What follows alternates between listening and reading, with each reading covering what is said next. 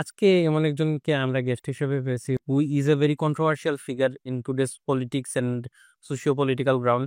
আব্দুল্লাহি Laman Azmi. Abdullahi Laman Azmi sir, আপনাকে অনেক স্বাগতম। আসসালামু আলাইকুম। আব্বাকে নিয়ে সবচেয়ে ছোটবেলার স্মৃতি, আব্বা যখন 64 সালে গ্রেফতার হলেন তখন আব্বা ঢাকা কেন্দ্রীয় কারাগারে ছিলেন। ওনাকে দেখতে যেতাম, এটা হালকা স্মৃতি আছে। তো উনি সবসময় গণতান্ত্রিক আন্দোলনে অগ্রণী ভূমিকা পালন করেছেন। 7ই মার্চ আমাদের শিক্ষায় ভাষণও দিলেন। কেউ কেউ দাবি করে যে ওটা স্বাধীনতার ঘোষণা, কিন্তু তাই হয়ে তাকে 7 তারিখ থেকে 23শে মার্চ পর্যন্ত ইয়া খানের সাথে বৈঠক করার কথা নয়। 25 তারিখে আমার কাছে ভিডিও ক্লিপ আছে। 25 তারিখে সাক্ষাৎকারে উনি জিজ্ঞাসা করেছেন, আপনি কি ইন্ডিপেন্ডেন্স চাচ্ছেন? সে সরাসরি উনি নো ইন্ডিপেন্ডেন্স বলেছেন। উনি মুক্তিযুদ্ধ চেতনা 1971 25শে মার্চে শব্দটাই উচ্চারণ হয়নি যে ভারত 3টা কারণে আমাদের মুক্তিযুদ্ধে সাহায্য করেছে। এটা ভারতের নিজের স্বার্থে, আমাদের বন্ধু হিসাবে নয়। পাকিস্তানকে ভেঙে দুটুকরা করে দুর্বল করা। 2 নম্বর, তারা এই এলাকাটাকে তারা একটা অর্থনীতির বাজার বানাতে চেয়েছিল। 3 নম্বর, একটা তাবেদার সরকার, একটা গোলাম সরকার বসাতে চেয়েছিল। আমার বাবাকে রাজাকার বলে। রাজাকার একটা এই আনসার যেরকম আছে আমাদের, যেরকম একটা প্যারামিলিটারি ফোর্স বলে। আমার বাবার সাথে রাজাকার ভাই কোনো সম্পর্কই ছিল না। এই যে শাহরিয়ার কবির, এই শাহরিয়ার কবিরও এই শান্তি কমিটির আইডেন্টি কার্ড নিয়ে ঘুরে বেরিয়েছে ঢাকা শহরে। 80 দশকে এরশাদের মার্শালের পর এরশাদ বিরোধী আন্দোলন শুরু হলো। আমাদের বিরুদ্ধে কারো কোনো কিছু বলার ছিল না। আওয়ামী লীগ তখন আমাদের বিরুদ্ধে তাদের কোনো অবস্থান ছিল না। একটা ঘাতক দালাল নির্মূল কমিটি বানালো। এটা প্রধান সমন্বয় করলে শাহরিয়ার কবির। আমার বাবার একটা কুশপত্রিকা বানালো। তারা ওখানে প্রত্যেকে বিচার করে ফাঁসি দিল এবং তারা ওখানে ফাঁসিতে ঝুলালো। 2001-এ আবার কেয়ারটেকার সরকারের অধীনে নির্বাচন হলো। 4 জন নিরঙ্কুশ 2/3 ভোট পেল। তখন প্রথম আওয়ামী লীগকে ভারত বুদ্ধি দিল যে এই জোট ভাঙতে হবে। জোটটা ভাঙার উপায় কি? জামাতকে একটা বদনাম দাও। এই প্রথম তখন জামাতকে যুদ্ধাপরাধী বললো। আপনি ইতিহাস ঘেটে দেখেন। আমি আমার বাবাকে জিজ্ঞাসা করেছিলাম যে আপনি কি চিন্তা করে আওয়ামী লীগকে সমর্থন দেননি। স্পষ্ট বলেছে, এটা তো ভারতপন্থী দল, এরা দেশগুলো ভারতের গোলাম বানিয়ে ফেলবে। এবং তাই হয়েছে গত 15-16 বছর।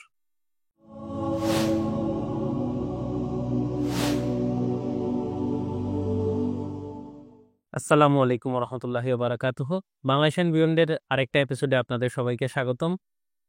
আজকে এমন একজনকে আমরা গেস্ট হিসেবে পেয়েছি whom I personally love and respect, who is a very controversial figure in today's politics and socio political ground. জনাব brigadier officer Abdullahi Laman Azmi. Abdullahi Laman Azmi sir, আপনাকে অনেক স্বাগতম। আসসালামু আলাইকুম। আসসালামু আলাইকুম। আপনাকে এবং আপনার মাধ্যমে দর্শক শ্রোতাদেরকে আমার সালাম জানাচ্ছি। কেমন আছেন স্যার? আছি আলহামদুলিল্লাহ। কেমন চলতেছে স্যার আপনার জীবন?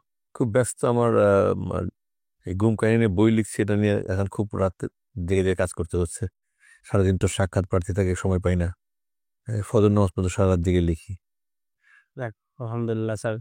এখন আমরা আপনার জীবনের প্রথম থেকে শুরু করি। আপনি গুলাম আজম সাহেবের ছেলে। জি।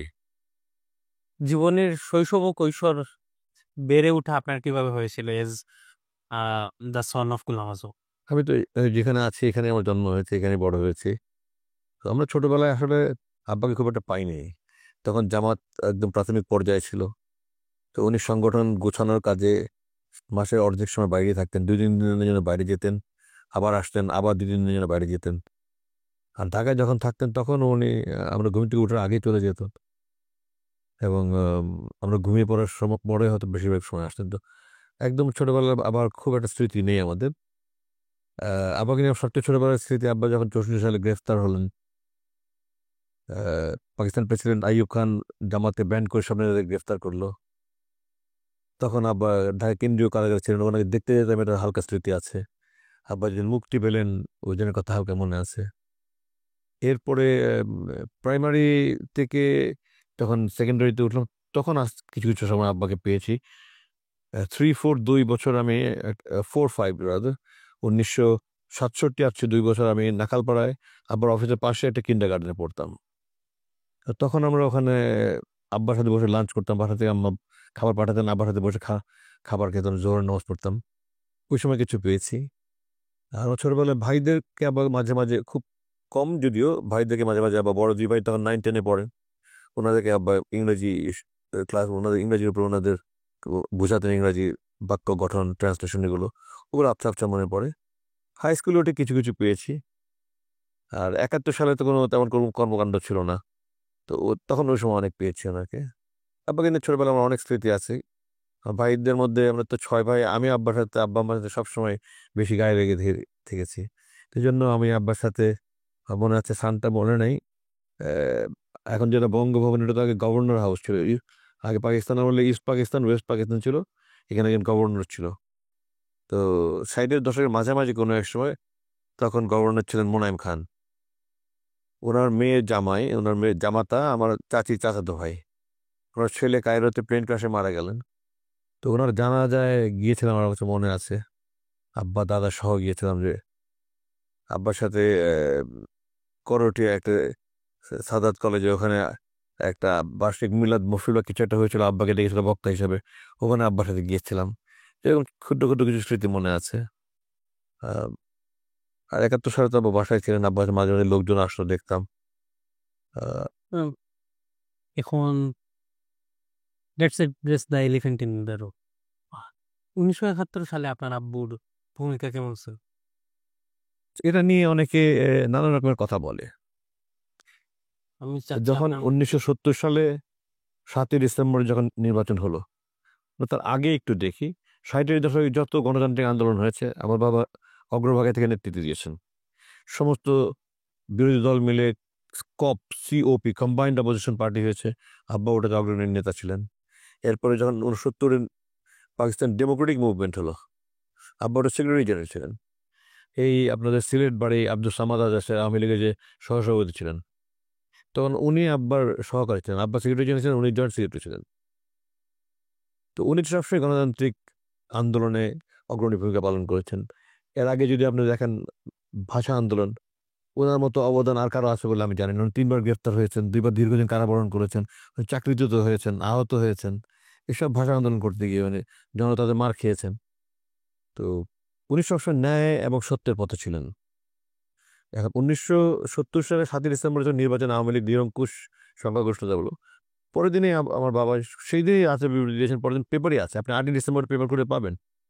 আমার বাবা বলেছেন যে জনগণের প্রতিনিধির হাতে ক্ষমতা তুলে দেওয়ার জন্য। এখন দুই পাকিস্তানে তখন 300 সিটের মধ্যে জনসংখ্যার আনুপাতিক হারে আমাদের এই পূর্ব পাকিস্তানে ছিল 167, আর ওদিকে ছিল 133। তো এদিকে শেখ সাহেব, আমার যতটুকু মনে পড়ে, 166টা আওয়ামী লীগ পেয়েছিল, অথবা 165টা। তো স্বাভাবিকভাবে পাকিস্তানের তৎকালীন প্রেসিডেন্ট ইয়াহিয়া খান ঘোষণা করলো যে পাকিস্তানের ভাবি প্রধানমন্ত্রী। তখন আবার বিবৃতি দিলেন, এবং তারপরে তো এক 1লা মার্চ সংসদের আসন ডাকলো, এবং ওটা বাতিল করলো। আবার 3rd মার্চ বসলো আলোচনা করতে। ইয়াহিয়া খান ওখান থেকে, ভুট্টো ওদিকে জিতেছিল পশ্চিম পাকিস্তানে, তার পাকিস্তান পিপলস পার্টি ওটা ওখান থেকে সংখ্যাগরিষ্ঠতা পেয়েছিল। এবং সে বলেছিল যে পশ্চিম পাকিস্তানের কোনো এমপি যদি মনোনীত, তখন এমপি বলতো না, তখন দুটা স্তর ছিল। একটা ছিল MNA, member of national assembly, যেটা জাতীয় পরিষদ। আর হলো প্রাদেশিক পরিষদ, member of provincial assembly, MPA. তো কোনো এমএনএ যদি পশ্চিম পাকিস্তান থেকে পূর্ব পাকিস্তানে আসে, আমি তার ঠ্যাং ভেঙে দিব। এটা ভুট্টো হুমকি দিয়েছিল। এরপরে কেউ আসেনি, এখানে সেশন ডাকার পরেও কেউ আসেনি, এবং তখন এটা মুলতবি করে দিল। ভুট্টো আসলো, ভুট্টো, শেখ সাহেব এবং ইয়াহিয়া খান 23শে মার্চ পর্যন্ত কিন্তু তারা আলোচনা করলো ক্ষমতা হস্তান্তর কিভাবে করা যায়। 7ই মার্চের মধ্যে শেখ সাহেব ভাষণও দিলেন। কেউ কেউ দাবি করে যে ওটা স্বাধীনতার ঘোষণা। এবারে সংগ্রাম স্বাধীনতার সংগ্রাম, এবারে সংগ্রাম মুক্তির সংগ্রাম। রক্ত যখন দিয়েছে, রক্ত আরো দেবো, দেখে মুক্ত স্বাধীন করে ছাড়বো ইনশাল্লাহ, মুক্ত করে ছাড়বো ইনশাল্লাহ। কেউ কেউ এটাকে স্বাধীনতা বলে বলতে চায়, কিন্তু তাই হয়ে তাকে 7 তারিখ থেকে 23শে মার্চ পর্যন্ত ইয়াহিয়া খানের সাথে বৈঠক করার কথা নয়। আবার উনি ভাষণের শেষে জয় পাকিস্তান জয় বেলুচিস্তানও বলছিল। এটা অনেকে বলে, আমি নিজের কানে শুননি এখন পর্যন্ত। 25 তারিখে আমার কাছে ভিডিও ক্লিপ আছে। 25 তারিখে সাক্ষাৎকারে উনি উনি জিজ্ঞাসা করেছিলেন, আপনি কি ইন্ডিপেন্ডেন্স চাচ্ছেন? সে সরাসরি উনি নো নো নো ইন্ডিপেন্ডেন্স বলেছেন উনি। আপনি চাইলে আমি আপনাকে দিতে পারবো যে নো নো নো ইন্ডিপেন্ডেন্স, এই কথাটা বলেছেন উনি। তো এটা আমি দৃঢ়ভাবে বিশ্বাস করি, এবং যারা নিরপেক্ষ দৃষ্টিতে বিবেচনা করে তারা সবাই বিশ্বাস করে যে উনি অখণ্ড পাকিস্তানের প্রধানমন্ত্রী হতে চেয়েছিলেন। যদি আমি বড় একটা ভূখণ্ডের প্রধানমন্ত্রী হতে চাই, তাহলে আমি ছোট ভূখণ্ড থেকে আলাদা করতে চাবো কেন আমি? এবং এই জন্যই আলোচনা চালিয়ে গেছেন। কিন্তু ছাত্রলীগ বা বাম গোষ্ঠীর চাপে পড়ে হয়তো উনি অনেক কিছু বলেছেন, যেগুলো থেকে তারা পুঁজি করে অনেক কিছু মুক্তিযুদ্ধ চেতনার কথা বলে। আমি চ্যালেঞ্জ দিয়ে বলছি, মুক্তিযুদ্ধ চেতনা 1971 25শে মার্চে শব্দটাই উচ্চারণ হয়নি। চেতনা, মুক্তিযুদ্ধের চেতনা বলে কোনো চেতনাই ছিল না। আওয়ামী লীগের মুক্তিযুদ্ধের কোনো প্রস্তুতিই ছিল না। আওয়ামী লীগের নেতা একজন অ্যাডভোকেট নুরুল কাদের, তিনি 1971 সালে যে ভারতে যে বাংলাদেশে অস্থায়ী সরকার হয়েছিল, সে অস্থায়ী সরকারের ভ্রাম্যমাণ কূটনীতিক ছিলেন। ওনার একটা বই লিখেছেন, বইটার নাম 266 দিনের স্বাধীনতা। বেশ এত মোটা বই, বড় বই, ডাবল ডিমাই সাইজের বই। ওখানে উনি স্পষ্ট বলেছেন যে তাজউদ্দিন সাহেব ইন্দিরা গান্ধীকে বলেছে, আপনি আমাদেরকে সাহায্য করেন, আমরা যুদ্ধ করব। তখন যুদ্ধ করবো না, কিছু একটা শব্দ, আপনি আমাদেরকে সাহায্য করেন। উনি বলছেন, আপনি সরকার গঠন করেছেন? বলে, হ্যাঁ করেছি। কে সরকার? উনি তখন বলেছেন, সৈয়দ নজরুল ইসলাম, উনি যেহেতু আমেরিকার ভাইস প্রেসিডেন্ট ছিলেন, উনি আমাদের ভাইস প্রেসিডেন্ট, এবং আমাদের প্রেসিডেন্ট বঙ্গবন্ধু ওনার অনুপস্থিতিতে উনি অস্থায়ী রাষ্ট্রপতি, আমি প্রধানমন্ত্রী, কামরুজ্জামান, খন্দকার মোশতাক, আরেকজন ক্যাপ্টেন মনসুর, এই 5 জনের নাম বলেছেন। কিন্তু তখনও পর্যন্ত ওই 4 জনের সঙ্গে দেখাও পর্যন্ত হয়নি, উনি এককভাবে বলেছেন এটা। তো তার মানে তাদের মুক্তিযুদ্ধের কোনো প্রস্তুতি ছিল না। ওনারা খুঁজে খুঁজে খুঁজে খুঁজে কলকাতায় একজন একজন খুঁজে খুঁজে খুঁজে খুঁজে শেষ পর্যন্ত কন্ট্যাক্ট করে ওনারা বের করেছেন কে কোথায় আছে না আছে। তার মানে তাদের মুক্তিযুদ্ধের কোনো প্রস্তুতি ছিল না। যদি প্রস্তুতি থাকতো, তাহলে 25শে মার্চ রাতে কেন আওয়ামী লীগ নেতারা ভাগবে? আরো আগে থেকে যাওয়া উচিত ছিল। এবং যদি শেখ সাহেব মুক্তিযুদ্ধ চাইতেন, তাহলে শেখ সাহেব সবাইকে চলে যেতে বলে উনি নিজে থাকবেন কেন? এবং আমাকে পৃথিবীর ইতিহাসে একটা উদাহরণ দেন যেখানে কোনো সেনাপতি বিরোধী দলের বিরুদ্ধে যুদ্ধ ঘোষণা করেছে, করে উনি অপেক্ষা করছে কখন এসে আমাকে বাড়ি থেকে তোমরা গ্রেফতার করবে। এটা হাস্যকর। তো শেখ সাহেব পাকিস্তান ভাঙতে চাননি, এবং শেখ সাহেবের বিবৃতি আছে, পত্রিকা আছে, পেপার কাটিং আছে, কেউই পাকিস্তান ভাঙিতে চায় না, উনি বলেছেন। এখন বর্তমান প্রেক্ষাপটে যদি মনে করেন বাংলাদেশের কথা বলি আমরা, এখন বাংলাদেশের আপনাদের সিলেট জেলা যদি আমার স্বাধীনতা আন্দোলনে ডাক দেয়, আমি কি একটা দেশপ্রেমিক নাগরিক হিসেবে রাজি হব? পার্বত্য চট্টগ্রাম তো আজকে সেই 50 বছর থেকে প্রায় যুদ্ধ করছে। কেএনএফ। কেএনএফ তো এখন করছে, আগে ছিল পার্বত্য চট্টগ্রাম জনসংহতি সমিতি, যেটা সন্তুল আহমদ, যেটার দায়িত্বশীল ইয়া ছিল না, পার্বত্য চট্টগ্রাম বিষয়ক উপমন্ত্রী ছিল সন্তুল আর্মা। পার্বত্য চট্টগ্রাম জনসংহতি সমিতি, যেটা পিসিজিএস সংক্ষেপে সংহতি সমিতি বলে, তাদের সশস্ত্র শাখা ছিল শান্তি বাহিনী। এবং পরবর্তীতে আরেকটা হয়েছে ইউপিডিএফ, ইউনাইটেড পাহাড়ি ডেমোক্রেটিক ফ্রন্ট। এরা তো সব এসে 1975 সালে শেখ সাহেবের মারা যাওয়ার পর থেকে নিয়ে, ইনফ্যাক্ট তারা স্বাধীনতার পরেই তারা শেষ চেষ্টা করেছিল, কিন্তু ভারত তাকে সমর্থন করেনি। যখন শেখ সাহেব 75 হত্যা হলো, তারপরে ভারত তাদেরকে সমর্থন করলো। যেহেতু 75 সাল পর্যন্ত ভারতপন্থী সরকার ক্ষমতায় ছিল, ততদিন ভারত কোনো সাহায্য করেনি। যখনই শেখ সাহেব নিহত হয়েছে, তারপরে ভারত তাদের সাহায্য করেছে, এবং আজ পর্যন্ত পার্বত্য চট্টগ্রাম অশান্ত। এই কেএনএফ এটা নতুন হয়েছে, এর আগে তো ছিল না। এটা আগে ছিল জনসংহতি সমিতি এবং তাদের সশস্ত্র শাখা, যেটাকে শান্তি বাহিনী বলে, শান্তি বাহিনী। তো তারা তখন তাদের যুদ্ধ করছে, আজ পর্যন্ত শত শত সৈনিক অফিসার মারা গেছে ওখানে। আমি 6 বছর চাকরি করেছি, মৃত্যুর মুখোমুখি হয়েছি। আমরা কেন করছি এগুলো? যেহেতু অখণ্ডতা রক্ষা করার জন্য। এই সরকার দেশের অখণ্ডতা রক্ষা করতে চাচ্ছে। আপনি একটা দেশপ্রেমিক নাগরিক হিসাবে, এখন আপনি সিলেটের বাসিন্দা, আপনার কাছে যদি মনে হয় যে না, আমি এটা বাংলাদেশের অংশ থাকলে ভালো হবে আমার জন্য, আমি আলাদা হয়ে গেলে আমাদের অসুবিধা হবে, আমাদের এদিকে তো পাহাড় আছে, ওদিকে ভারত আছে, আমরা আলাদা হয়ে গেলে আমাদের ল্যান্ডলকড হয়ে যাবে, আমাদের সমুদ্রের কোনো অ্যাক্সেস থাকবে না, আমাদের আমাদের বিভিন্ন মেটেরিয়াল বিশ্বের সমস্ত পৃথিবীতে কীভাবে আসবে, আমাদের জিনিসপত্র বাইরে থেকে কীভাবে আসবে। এগুলো চিন্তা যদি আপনি মনে করেন যে না, এটা আমি বাংলাদেশের অংশই থাকতে চাই, আমি আলাদা হতে চাই না, কেউ চাইছে, আপনি চাইছে না, এটা কি আপনার অপরাধ? না। 1947 সালে যখন ভারত বিভাগ হলো, তার আগে কিন্তু 1940 সালে সোহরাওয়ার্দী সাহেব, শেরে বাংলা একে ফজলুল হক, ওনারা কিন্তু সোহরাওয়ার্দী সাহেব, ফজলুল হক সাহেব যখন লাহোর প্রস্তাব আপনারা শুনেছেন বোধহয়, 1940 সালে লাহোর রেজলিউশন, উনি কিন্তু 3 দেশের কথা বলেছিলেন, উনি কিন্তু 2 দেশের কথা বলেননি। এবং উনি 2 নেশন থিওরি, যেটাকে বলে পাকিস্তান ইন্ডিয়া, এর বিপক্ষে সোহরাওয়ার্দী এবং ফজলুল হক দুজনেই ছিলেন। ওনারা চেয়েছিলেন যে ভারত, পশ্চিম পাকিস্তান পাকিস্তান হবে, আর আমাদের বর্তমান বাংলাদেশ, যেটা যেটা পরবর্তীতে পূর্ব পাকিস্তান ছিল, এটা আসামের কিছু অংশ, আপনার এই পশ্চিমবঙ্গের কিছু অংশ, দিনাজপুরের পশ্চিম দিনাজপুর, এই সমস্ত মিলে বাংলা হবে, 3টা দেশ হবে। সেখানে কি পশ্চিম বাংলাও ছিল? হ্যাঁ, পশ্চিমবাংলার বৃহৎ অংশ ছিল, কলকাতা সহ, কলকাতা সহ। কারণ সরোজি সাহেব কলকাতায় প্র্যাকটিস করতেন, আইন পেশায় ছিলেন, আইন পেশায় ছিলেন।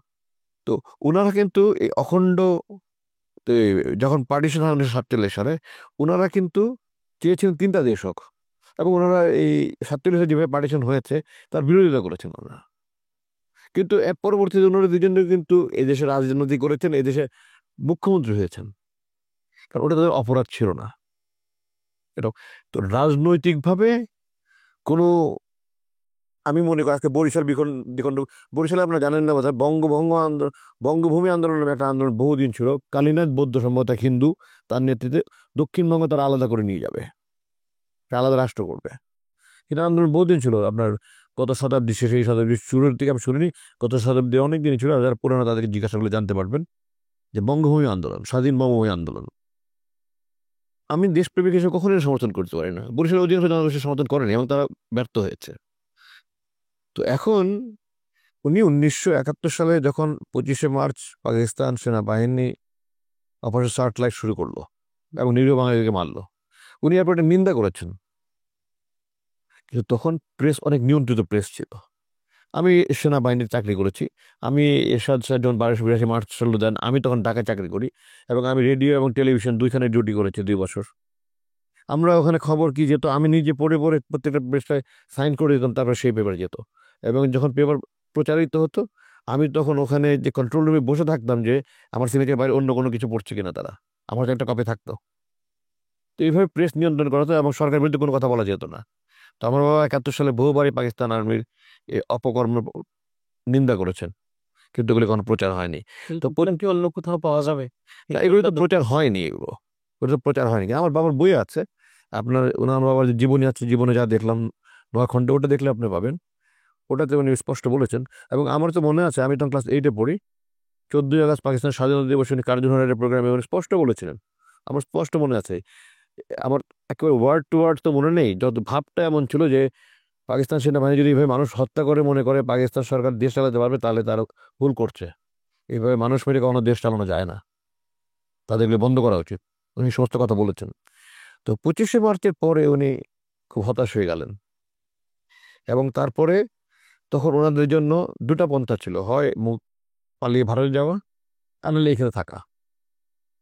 এখন ইসলামপন্থী দল পালিয়ে ভারত গেলে ভারত কোনোদিন তাদেরকে আশ্রয় দিত না। আপনি মৌলানা ভাসানীর মতো নেতা, যিনি বামপন্থী, আওয়ামী লীগের প্রতিষ্ঠাতা সভাপতি, আপনারা জানেন কিনা আমি জানি না, আওয়ামী লীগের প্রতিষ্ঠাতা সভাপতি উনি ভারতে গিয়ে উনি জেল কেটেছেন, উনি বন্দী ছিলেন। তিনি বামপন্থী রাজনীতি করে গিয়ে ওখানে বামপন্থী অনেকেই মুক্তিযুদ্ধ করেছে, কিন্তু অনেকেই, আমার আত্মীয় একজন আছে, আমার ফুফাতো ভাই, উনি ছাত্র ইউনিয়ন করতেন, তারা ওখানে গেছে, বামপন্থী থেকে তারা জেলে পড়েছে। তো যারা ইসলামপন্থী তাদের বিরুদ্ধে তো আরো তারা মারা আক্রমণাত্মক মনোভাব পোষণ করতো।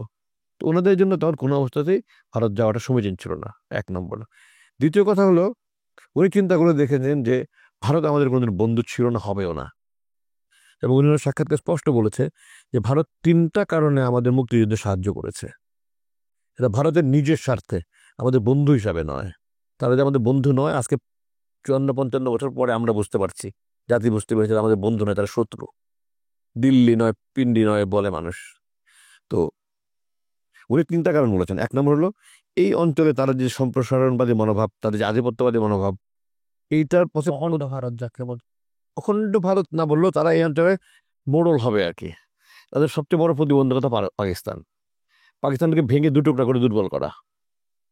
আমার শত্রুকে আমি যদি দুর্বল করতে পারি, তাহলে আমি আরো শক্তিশালী হয়ে গেলাম তুলনামূলকভাবে। এটা হলো 1 নম্বর। 2 নম্বর, তারা এই এলাকাটাকে তারা একটা অর্থনীতির বাজার বানাতে চেয়েছিল। 3 নম্বর, একটা তাবেদার সরকার, একটা গোলাম সরকার বসাতে চেয়েছিল। তারা কি তিনটা সফল হয়নি? তোরা সফল হচ্ছে, পাকিস্তান তো ভেঙেছে। 2 নম্বর, আমাদের দেশে ভারতের পণ্যের সয়লাভ, শাড়ি তো 99% ভারতী, শতকরা 99% শাড়ি ভারতী। আপনারা বাজারে গেলে ভারতের পণ্যের অভাব নেই, ভারতে কিন্তু আমাদের পণ্য প্রবেশ করতে পারে না। আর এই অর্থনীতির মধ্যে এটাও কিন্তু আসে যে আপনার মিডিয়া, আমাদের গণমাধ্যম দেখেন, আমাদের দেশে ভারতের কতগুলো চ্যানেল চলে, আমাদের স্থানীয় চ্যানেল থেকে ভারতের চ্যানেল বেশি চলে, ভারতে তো আমাদের চ্যানেল প্রবেশ করতে পারে না। আর একটা হলো তাবেদার সরকার বসানো, এটা এই 72 থেকে 75 ছিল একটা, এরপর 96 থেকে 91 তারা আবার ক্ষমা চেয়ে সেবার সেবার বলেছে আমাদেরকে মাফ, একটা একটা সুযোগ দেন বলেছিল। এই দণ্ডপ্রাপ্ত, সাজাপ্রাপ্ত পলাতক প্রাক্তন প্রধানমন্ত্রী, ভোট ডাকাত করে যে প্রধানমন্ত্রী হয়েছে, উনি বলছে আমাকে একটা সুযোগ ভিক্ষা দেন। তো তারা 96 থেকে 2001 একটু রয়ে সয়ে করেছে, অত ন্যাক্কারজনক ভাবে করেনি। এরপরে 2009 থেকে তো পরবর্তী 15 বছর আপনারা জানেন, একেবারে প্রকাশ্যে ভারতের গোলামি করেছে এবং বলেছে যে আমরা ওদেরকে যা দিয়েছে তারা কোনোদিন ভুলতে পারবে না। এবং আমার কাছে আশ্চর্য, সার্বভৌম দেশের প্রধানমন্ত্রী কিভাবে এই ধরনের কথা বলে। তো উনি এই আশঙ্কায় উনি চিন্তা করেছে আমরা ভারত যেতে পারবো না, আমাদের এখানে থাকতে হবে। এখন ওনারা রাজনীতি করতেন, মানুষ কোনো সমস্যা হলে তো রাজনীতিবিদদের কাছে যায়, স্কুল টিচারের কাছে যায় না, হুজুরের কাছে যায় না। যখন কোনো আইন শৃঙ্খলা সমস্ত সমস্যা হয়, নিরাপত্তাজনিত সমস্যা হয়, তখন তো হুজুর বা টিচারের কাছে যাবে না মানুষ, ব্যবসায়ীর কাছে যাবে না, রাজনীতিবিদদের কাছে যাবে। তখন রাজনীতিবিদ বলতে যারা অখণ্ড পাকিস্তানের পক্ষে ছিলেন তারা এখানে ছিলেন। জামাত ইসলামী ছিল এখানে, পাকিস্তান ডেমোক্রেটিক পার্টি পিডিপি, যেটা প্রেসিডেন্ট ছিলেন নুরুল আমিন সাহেব। নুরুল আমিন সাহেব পরবর্তীতে পাকিস্তানে চলে যান এবং ওখানকার পাকিস্তানের ভাইস প্রেসিডেন্ট হয়ে উনি ওখানে ইন্তেকাল করেন, রাষ্ট্রীয়ভাবে ওনাকে দাফন করা হয়। কৃষক শ্রমিক পার্টি ছিল, আর জমিয়ত উলামায়ে ইসলাম ছিল, আরো অনেক পার্টি ছিল যারা অখণ্ড পাকিস্তানের পক্ষে ছিল। তাদের নেতারা আমার বাবার সাথে যোগাযোগ করলেন। আমার বাবা তখন নেতৃস্থানীয় একজন নেতা, যে আমরা কি করা যায়। তো সবাই পরামর্শ করে ঠিক করলো যে আপনাদের কাছে জনগণ তো আমাদের কাছে আসতেছে সাহায্যের জন্য, তো আমরা তাদের সাথে একটা যোগাযোগ করি যে তোমরা মানুষকে নির্যাতন করো না, নিপীড়ন করো না, মানুষ হত্যা করো না, আর যদি কেউ অন্যায়ভাবে করে ফেলে আমরা যদি তোমাদের কাছে যোগাযোগ করে এটা একটা সুরাহা করতে পারি, নিষ্পত্তি করতে পারি, সমস্যার সমাধান করতে পারি, আমাদেরকে তোমরা একটা সুযোগ দাও। এবং সেই কারণে ওনারা 4 এপ্রিল একটা ছবি দেখায় আমার বাবার টিকা খানের সাথে মিটিং করছে, এবং ওটাতে বলে যে 4 এপ্রিল ঘটনার 25শে মার্চ হয়েছে, এর 10-11 দিন পরে আমার বাবা আর অন্যান্য নুরুল আমিন সাহেব, মৌলভী ফরিদ আহমেদ, আপনার কক্সবাজারের, উনি তখনকার ওই পিডিবির ভাইস প্রেসিডেন্ট বা যে সেক্রেটারি জেনারেল কিছু একটা ছিলেন, 10-12 জন নেতা গিয়ে টিক্কা খান রাও ফরমানি তাদের সাথে মিটিং করেছে। ওইটা ছবি দেখানো হয় এবং দেখিয়ে বলা হয় যে এই ষড়যন্ত্র এখানে তারা পাকিস্তান আর্মির সাথে ষড়যন্ত্র করছে। আচ্ছা, ঘটনা ঘটে গেল 25 তারিখে, তো তার 10-12 দিন পরে গিয়ে ষড়যন্ত্র করবে? আজকে আমি এসে মহল্লে একদল লোক জ্বালিয়ে দিয়ে গেল, এটা কি ষড়যন্ত্র জ্বালিয়ে দেওয়ার আগে হবে না পরে হবে? আগে হোক। আগে হবে। তো 10 দিন পরে তারা কি করে ষড়যন্ত্র করে? এটা হাস্যকর ব্যাপার, পাগলের প্রলাপ এটা। তার ওই ছবি দেখে বলে যে এখানে সাথে বসে ষড়যন্ত্র করছে। ষড়যন্ত্র তো শেখ সাহেব যে 23শে মার্চ পর্যন্ত ইয়াহিয়া ভুট্টোর সাথে হোটেল ইন্টারকন্টিনেন্টাল মিটিং করেছে, আমি তো বলবো ওটা ষড়যন্ত্র হতে পারে। এবং এটা অনেকে বলে, এটা আপনারা জানেন কিনা, অনেকে এটা বিশ্বাস করে যে শেখ সাহেবের সাথে ভুট্টো এবং ইয়াহিয়ার একটা আলোচনা হয়েছে, যে ভুট্টো বলেছে সে পাকিস্তানের প্রধানমন্ত্রী হয়েছে, সে পাকিস্তানের প্রধান হতে চায়, কিন্তু সে জানে যে এখানে যেহেতু আনুপাতিক হারে 167 জন, সে কোনোদিন মেজরিটি পাবে, সে 133টা পাইলেও মেজরিটি পাবে না, তাই না? এখানে তো 167 জন আমাদের। তো সে এই জন্য ইয়াহিয়াকে দিয়ে এটা তাকে রাজি করিয়ে মুজিবের সাথে একটা সমঝোতায় আসছে যে দেখো তুমি আলাদা হয়ে যাও, আমি আলাদা হয়ে যাই, আমার এখানে আমি মোড়ল, তোমার এখানে তুমি মোড়ল থাকো। এবং সেই ক্ষেত্রে আমরা তো এইভাবে সরাসরি দিতে পারবো না, আমরা তোমাকে বন্দি করে নিয়ে যাব, তখন এখানে আন্দোলন হলে আমরা একটা গণভোট দিব, তোমরা কি আলাদা হতে চাও না থাকতে চাও? আলাদা হতে চাই মানুষ তখন হ্যাঁ ভোট দিবে, তোমাদেরকে আলাদা করে দিব। এখন যদি আমরা সরাসরি তোমাকে স্বাধীন করে দিই, পাকিস্তানের মুখ রক্ষা হয় না। অনেকে বলে যে এটা আলোচনা হয়েছে, আর কি আলোচনা তার কোনো রেকর্ড নাই। কিন্তু যদি কেউ ষড়যন্ত্র করেই থাকে 25শে মার্চের ব্যাপারে, তার আগে যারা আলোচনা করেছিল সেগুলোই দায়ী থাকবে। 10 দিন পরের মিটিংয়ে তো এটা আলোচনা হতে পারে না। এরপরে আমার বাবাকে রাজাকার বলে, হাস্যকর ব্যাপার। রাজাকার একটা, এই আনসার যেরকম আছে আমাদের, যেরকম একটা প্যারামিলিটারি ফোর্স বলে। যখন চারিদিকে পরিস্থিতি খারাপ হতে থাকলো, তখন পাকিস্তান সেনাবাহিনী যেটা করলো সেটা হলো বিভিন্ন স্থাপনা প্রহরার জন্য তারা বাজারে বাজারে ঢোল পিটিয়ে তারা লোক নিয়োগ করলো। এবং আপনারা জানেন গণমাধ্যমে এসছে এটা, ওই রাজাকারের মধ্যে সবচেয়ে বেশি ছিল আওয়ামী লীগের লোক, কারণ তখন সারা দেশের লোকই আওয়ামী লীগ। আওয়ামী লীগ 167টার মধ্যে যদি 165টা সিট পেয়ে থাকে, তাহলে বোঝা যায় সারা দেশের লোকই আওয়ামী লীগ। এবং ওখানে জামাতের লোক আনুপাতিক এখানে 10 ভাগের 1 ভাগও ছিল না। তো যখন তারা দেশে ছিল, তারা যখন ওই সময় যারা ছিল তাদের মধ্যে থেকে বিভিন্ন এলাকায় বিভিন্ন জনে রাজাকার বাহিনী যোগ দিয়েছে। আমার বাবার সাথে রাজাকার বাহিনীর কোনো সম্পর্কই ছিল না, কোনো সম্পর্কই ছিল না। আপনার আব্বু তাহলে শান্তি বাহিনীতে ছিলেন? হ্যাঁ, আমি আসছি এটা, রাজাকার বাহিনী অনেক আগে হয়েছে। ওনারা মিটিং করার পরে ওনারা সবাই মিলে বসে একটা কমিটি করেছে, যেই কমিটি যে কোনো জনগণের সমস্যা হলে স্থানীয় সেনা প্রশাসনের সাথে যোগাযোগ করবে, এবং এটার নাম দেওয়া হয়েছে শান্তি কমিটি, পূর্ব পাকিস্তান শান্তি কমিটি। উর্দুতে বলতো মাশরিকি পাকিস্তান আমান কমিটি, আমান মানে শান্তি, এবং এইটার প্রেসিডেন্ট ছিল কে, সেক্রেটারি ছিল কে, আপনি জিজ্ঞাসা করেন কেউ বলতে পারবে না। আমার বাবা তো এটা কোনো পদাধিকার ছিলেন না, উনি কোনো পদই ছিল না ওনার। যেহেতু উনি পূর্ব পাকিস্তানের আমির ছিলেন জামাতে, কেন্দ্রীয় 39 জনের একটা কমিটিতে উনি সদস্য ছিলেন একজন। কেন্দ্রীয় একটা নির্বাহী কমিটি হয়েছিল বা কিছু একটা কমিটি হয়েছিল, কেন্দ্রীয় কমিটি। ওই কেন্দ্রীয় কমিটি 39 জনের মধ্যে সদস্য ছিল, কিন্তু উনি না সভাপতি ছিলেন, না সেক্রেটারি ছিলেন, না জয়েন্ট সেক্রেটারি ছিলেন, না কোষাধ্যক্ষ ছিলেন, না অফিসের উনি কোনো দায়িত্বেই ছিলেন না। দায়িত্বে কারা ছিল? এগুলো সব মুসলিম লীগের লোক ছিল, কেউ বলতেই পারে না। আমার আপনি জিজ্ঞাসা করেন কেউ বলতেই পারবে না কারা ছিল। আমি নিজেও জানি না। হ্যাঁ, যারা যারা চেঁচামেচি করে তাদেরকে জিজ্ঞাসা করেন এই শান্তি কমিটিতে কারা ছিল। এই শান্তি কমিটিতে প্রেসিডেন্ট ছিল খাজা খায়রুদ্দিন নাম, উনি ইস্ট পাকিস্তান মুসলিম লীগের সভাপতি ছিলেন। পূর্ব পাকিস্তান মুসলিম লীগের সভাপতি ছিলেন খাজা খায়রুদ্দিন, এই ঢাকার নওয়াব পরিবারের সন্তান। আর সেক্রেটারি জেনারেল ছিলেন অ্যাডভোকেট A.K.M. শফিকুল ইসলাম, যিনি শেখ সাহেবের বন্ধু, শেখ সাহেবের ক্লাসমেট ছিলেন, উনি আমাদের আত্মীয় হন। উনি ছিলেন একটা সেক্রেটারি জেনারেল, উনি অখণ্ড পাকিস্তানের, সমগ্র পাকিস্তানের মুসলিম লীগের ভাইস প্রেসিডেন্ট ছিলেন। উনি এর আগে একসময় পূর্ব পাকিস্তান মুসলিম লীগের সভাপতি ছিলেন, ওনার পরে খাজা খায়রুদ্দিন হয়েছে, উনি হয়েছে শান্তিগঞ্জ প্রেসিডেন্ট। আর এই শফিকুল ইসলাম সাহেব হয়েছে সেক্রেটারি জেনারেল। জয়েন্ট সেক্রেটারি হচ্ছে সব মুসলিম লীগের লোক। অ্যাডভোকেট নুরুল হক মজুমদার, আমি ওনাকে দেখেছি এই 2000 আব্বা যখন মারা গেলেন 2014 সালে, তখনও উনি এসে আমাদের শোক বই সাইন করেছেন। ঢাকা কোর্টে প্র্যাকটিস করতেন উনি, কই তার বিরুদ্ধে কোনো অভিযোগ নেই, উনি তো শান্তি কমিটির জয়েন্ট সেক্রেটারি ছিলেন বা অফিস সেক্রেটারি ছিলেন। তো এইসব অধিকাংশ মুসলিম লীগের লোকজন মিলে এটা হয়েছে। শান্তি কমিটির উনি এক মেম্বার ছিলেন, কিন্তু এর সাথে ওনার কোনো সম্পৃক্ততা ছিল না, এমন কোনো কর্মকাণ্ড ছিল না। তারা শুধু কেউ কোনো সমস্যা নিয়ে আসলে এই সমস্যার সমাধানের জন্য স্থানীয় সেনাবাহিনীর সাথে যোগাযোগ করতো। আর আগে যেটা করতো সেটা হলো, মানুষ যারা দেশে থাকতো তাদের নিরাপত্তার জন্য পরিচয়পত্র ইস্যু করতো, আইডেন্টি কার্ড। এই যে শাহরিয়ার কবির, যাকে কি নাম বলে মানুষ এখন গ্রেপ্তার আছে, বামপন্থী একজন আছে না, শাহরিয়ার কবির। এই শাহরিয়ার কবিরও এই শান্তি কমিটির আইডেন্টি কার্ড নিয়ে ঘুরে বেরিয়েছে ঢাকা শহরে। সে তো মুক্তিযুদ্ধে যায়নি, সে এখন বড় বড় মুক্তিযুদ্ধের পক্ষে কথা বলে, সে তো মুক্তিযুদ্ধে যায়নি, সে তখন যুবক ছিল, বিশ্ববিদ্যালয়ের ছাত্র ছিল, সে যায়নি কেন? যাই হোক, সে যায়নি কেন ভিন্ন প্রসঙ্গ।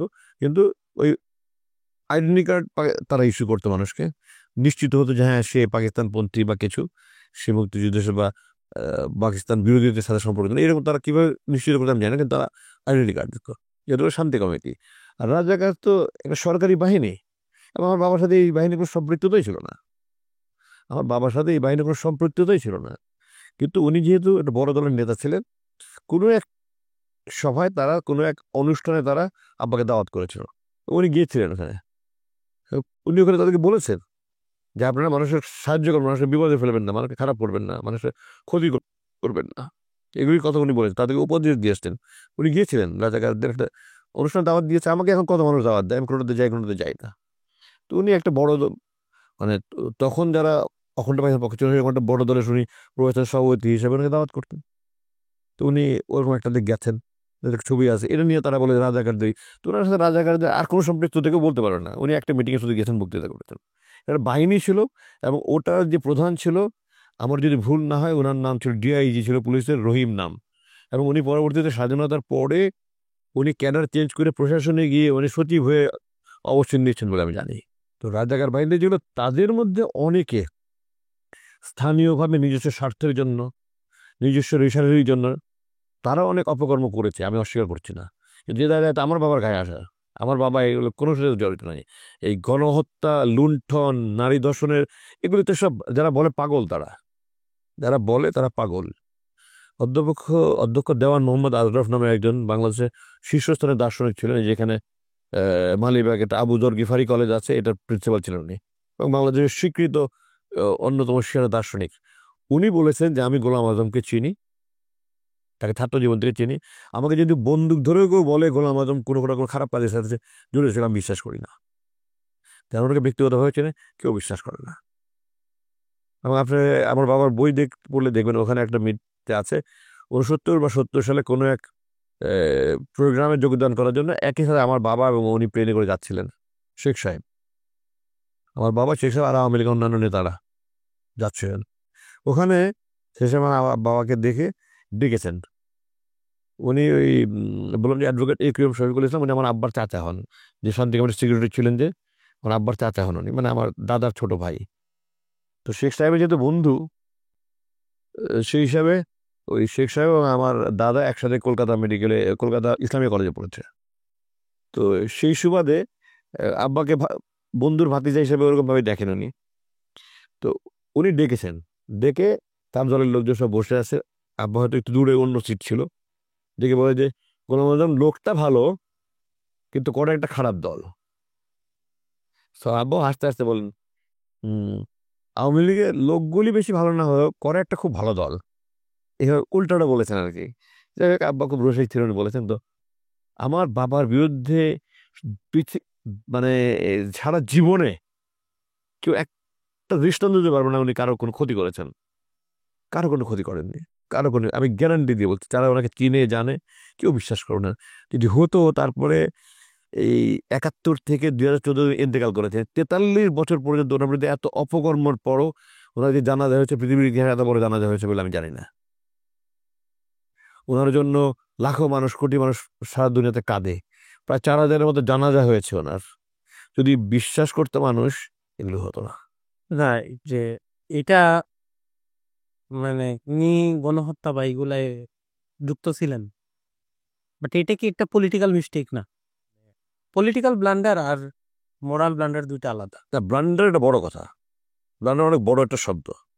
উনার কি এটা ভুল ছিল না যে উনি অখণ্ড, মানে যেহেতু পাকিস্তান বাংলাদেশের মানুষকে নির্যাতন করতেছিল, এটা তো সব যতটা করছিল অতটা মিডিয়াতে আসছিল না, এবং জামাত তখন একটা খুব ক্ষুদ্র দল।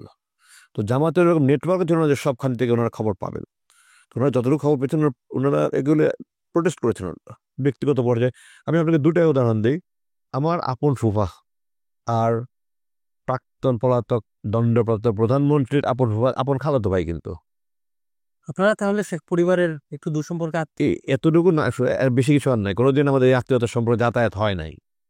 কিন্তু আমার ফুফার আপন খালাতো ভাই হলো শেখ সাহেবের ভগ্নিপতি, ঠিক আছে? তো শেখ সাহেব সেই ভগ্নিপতি, তার আরেক ভাইকে সেনাবাহিনী পাকিস্তান আর্মি ধরেছিল 71 সালে। উনি আওয়ামী লীগ করেন কি করেন আমি জানি না। ওনার স্ত্রী আব্বা কাছে এসেছিল সাহায্য চাইতে। আব্বা ওনাকে ওনার জন্য সাথে সাথে পাকিস্তান সেনাবাহিনী কর্তৃপক্ষের সাথে যোগাযোগ করেছে, এবং তারা ওনাকে ছেড়ে দিয়েছে। এবং ছেড়ে দেওয়ার সময় কাকরাইল মোড়ে লাথি মেরে গাড়ি দিয়ে ফেলে দিয়ে বলছে, তুই গোলাম আজম নামে কে তোর নামে সুপারিশ করেছে, তোকে ছেড়ে দিলাম, যা। উনি সাথে সাথে আমার বাবার সাথে এসে দেখা করেছেন। ওনার সাক্ষাৎকার আছে, ইউটিউবে পাওয়া যাবে। উনি এসে আমার আব্বার সাথে দেখা করেছেন এবং ওটার জন্য আব্বাকে কৃতজ্ঞতা জানিয়েছেন। তারপরে বলেছেন, আমি তো খুব দুশ্চিন্তা আছি। কি দুশ্চিন্তা? আমার 5টা শিয়ানা মেয়ে আছে, সবচেয়ে ছোটটা ক্লাস 9-এ পড়ে, 2 বছর পর পর সবচেয়ে বড় ইউনিভার্সিটিতে পড়ে। তো আমি এদের নিয়ে খুব ভয়ে আছি। আমার আব্বার সাথে সাথে বলেছে, ঠিক আছে, আপনার ফ্যামিলি নিয়ে চলে আসেন আমাদেরই বাসায়। তখন তো বিল্ডিং ছিল, টিনের বাসা ছিল, এই জন্য একটা বড় ঘর ছিল যেখানে আমরা 2 ভাই থাকতাম, সাথে অ্যাটাচ টয়লেট। ওই কথা তাদের ছেড়ে দেওয়া হয়, তারা কয়েক মাস আমাদের বাসা থেকে খেয়েছে। এরপরে পাশে আমার চাচার বাসায় একটা বিল্ডিংয়ে দোতলা খালি হয়েছে, তখন ওনারা ওইখানে নিজেরা শিফট করে গিয়েছে। আমার চাচার বাসায় আগস্ট সেপ্টেম্বর পর্যন্ত ছিল, তারপর শেষের দিকে পরিস্থিতি একটু যখন ভালো হয়েছে তখন ওরা লাস্ট 2-3 মাস বাড়িতে চলে গেছে। আব্বা কিন্তু দেখেন না কে কার আত্মীয়, কে কোন দল করে। এবং আরো একজন ন্যাপ, যারা বামপন্থী ভাসানির দল, হ্যাঁ, তাদের পার্টি। হ্যাঁ, হ্যাঁ, তারও একজন অ্যাডভোকেট নিজামুদ্দিন, উনি মধ্যম মানের নেতা, ওনাকে ধরে নিয়েছিল। ওনার ওয়াইফ আমার আব্বাকে কাছে বলছে, আব্বা কোনোদিন পরিচিত আছে কি নাই, কি কি দল দেখা, একটা মানুষ বিপদে পড়ে সাহায্য পেতে চাইতে এসছে, সাহায্য করেছেন। তো উনি কোনোদিন কার ক্ষতি করেছেন এ কথা বিশ্বাস করেন। আর আপনি যেরকম পলিটিক্যাল ডিসিশন, এটা তো এখন ফজলুল হক সরওয়ার দিত টুনেশন থিওরির বিরুদ্ধে ছিল, কিন্তু ওনারা তো বাস্তবতা মেনে নিয়ে পরে পূর্ব পাকিস্তানের রাজনীতি করেছেন এবং মুখ্যমন্ত্রী হয়েছেন। তো আমার বাবা 71 সালের পরে কিন্তু বাংলাদেশের বাস্তবতা মেনে নিয়েছেন। এবং আমি আপনাকে বলি, আমার বাবা 3রা ডিসেম্বর 1971, উনি এখান থেকে 22 নভেম্বর ওখানে কেন্দ্রীয় নির্বাহী কমিটির মিটিংয়ে গিয়েছিলেন তৎকালীন পশ্চিম পাকিস্তানে, জামাতের হেড অফিস লাহোরে। উনি 3রা ডিসেম্বর ওখান থেকে প্লেনে করে আসছিলেন। এর মধ্যে যুদ্ধ শুরু হয়ে যায় পাকিস্তান ইন্ডিয়া, এবং যুদ্ধ শুরু হয়ে গেলে তখন ওনার প্লেন এই, তখন তো আপনার, এখন তো ওই ভারতের উপর দিয়ে আসা যাওয়া করা যায় প্লেন, তখন ওই ভারতের উপর দিয়ে যাওয়া আসা বঙ্গোপসাগর ঘুরে ওই শ্রীলঙ্কার ওখানে পাশে দিয়ে আসতে হতো। তো যখন শ্রীলঙ্কার ওখান দিয়ে পাশে দিয়ে বাংলাদেশ ঢুকবে, এর মধ্যে যুদ্ধ শুরু হয়ে গেছে। তখন তাকে কন্ট্রোল টাওয়ার থেকে বলা হয়েছে যে ঢাকায় যাবে না, তোমরা শ্রীলঙ্কায় চলে যাও, পরবর্তী নির্দেশ তোমাদেরকে দেওয়া হবে। শ্রীলঙ্কায় গিয়েছে, ওখানে রিফুয়েলিং করেছে। তারপরে ওখান থেকে আবার ওই প্লেন প্যাসেঞ্জারকে নিয়ে জেদ্দা চলে গেছে, কারণ এটা তো ওরা মানে অমুসলিম দেশ। পিআইএ কর্তৃপক্ষ, পিআইএ পাকিস্তান ইন্টারন্যাশনাল এয়ারলাইন্স কর্তৃপক্ষ হয়তো সৌদি গভর্নমেন্টের সাথে কথা বলে তাদের জেদ্দায় নিয়ে গেছে। ওনারা ওখানে 10 তারিখ পর্যন্ত ওখানে ছিলেন। 10 তারিখে যুদ্ধবিরতি হয়েছিল, তখন ওই প্লেন গিয়ে আবার পশ্চিম পাকিস্তান, তৎকালীন পশ্চিম পাকিস্তান, বর্তমান পাকিস্তানে চলে গেছে। তো ওখানে যাওয়ার পরে আব্বা পরপরই তখন জানুয়ারি মাসে, ওটা ডিসেম্বর মাসে, জানুয়ারি মাসে হজ ছিল, আব্বা হজে যাওয়ার জন্য রওনা হলেন। তো এর আগে তো পূর্ব পাকিস্তান পশ্চিম পাকিস্তান পাসপোর্টের দরকার হয়নি, একই দেশ তো, এই তো পূর্ব পাকিস্তান পশ্চিম পাকিস্তান একই দেশ তো, সুতরাং এখান থেকে ওখানে যেতে কোনো পাসপোর্টের প্রয়োজন ছিল না। কিন্তু যখনই পাকিস্তান থেকে বেরিয়ে হজে যাবেন তখন পাসপোর্টের দরকার হলো, পাকিস্তানের পাসপোর্ট নিলেন আব্বা। নিয়ে আব্বা হজে যাবেন, আব্বা চেক ইন করেছেন, আব্বা ইমিগ্রেশন কমপ্লিট করেছেন, জাহাজে যাচ্ছিলেন। ইমিগ্রেশন কমপ্লিট করার পরে আব্বাকে সাদা পোশাক ধরে এসে বলেছে, তখন পাকিস্তানের ওখানে প্রধানমন্ত্রী জুলফিকার আলী ভুট্টো। এটা কত সালে ঘটনা? 72 সালে শুরুর কথা বলছি। 71 ডিসেম্বরে তো আসতে পারলেন না, চলে গেলেন। 72 হজ ছিল, উনি তখন হজের জন্য, উনি উদ্দেশ্য হলো পশ্চিম পাকিস্তানে বেরিয়ে যাবো, এবং যখনই সুযোগ পাবো আমি বাংলাদেশে আসবো, পাকিস্তান থেকে বেরিয়ে যাবো, যখন সুযোগ পাবো বাংলাদেশে আসবো, এই উদ্দেশ্যে উনি বেরিয়ে যেতে চাইলেন, হজে যেতে চাইলেন। যখনই হজে যাওয়ার জন্য ওখানে সাদা পোশাকের নিয়ে আসলো যে ভুট্টো সাহেবের নিষেধ আছে, আপনি যেতে পারবেন না। তখন ওখানে অনেক আন্দোলন হলো ওনার পক্ষে, আর সেই সাথে পাকিস্তান জামাত ইসলামী ওনাকে আমির বানাতে ছিল।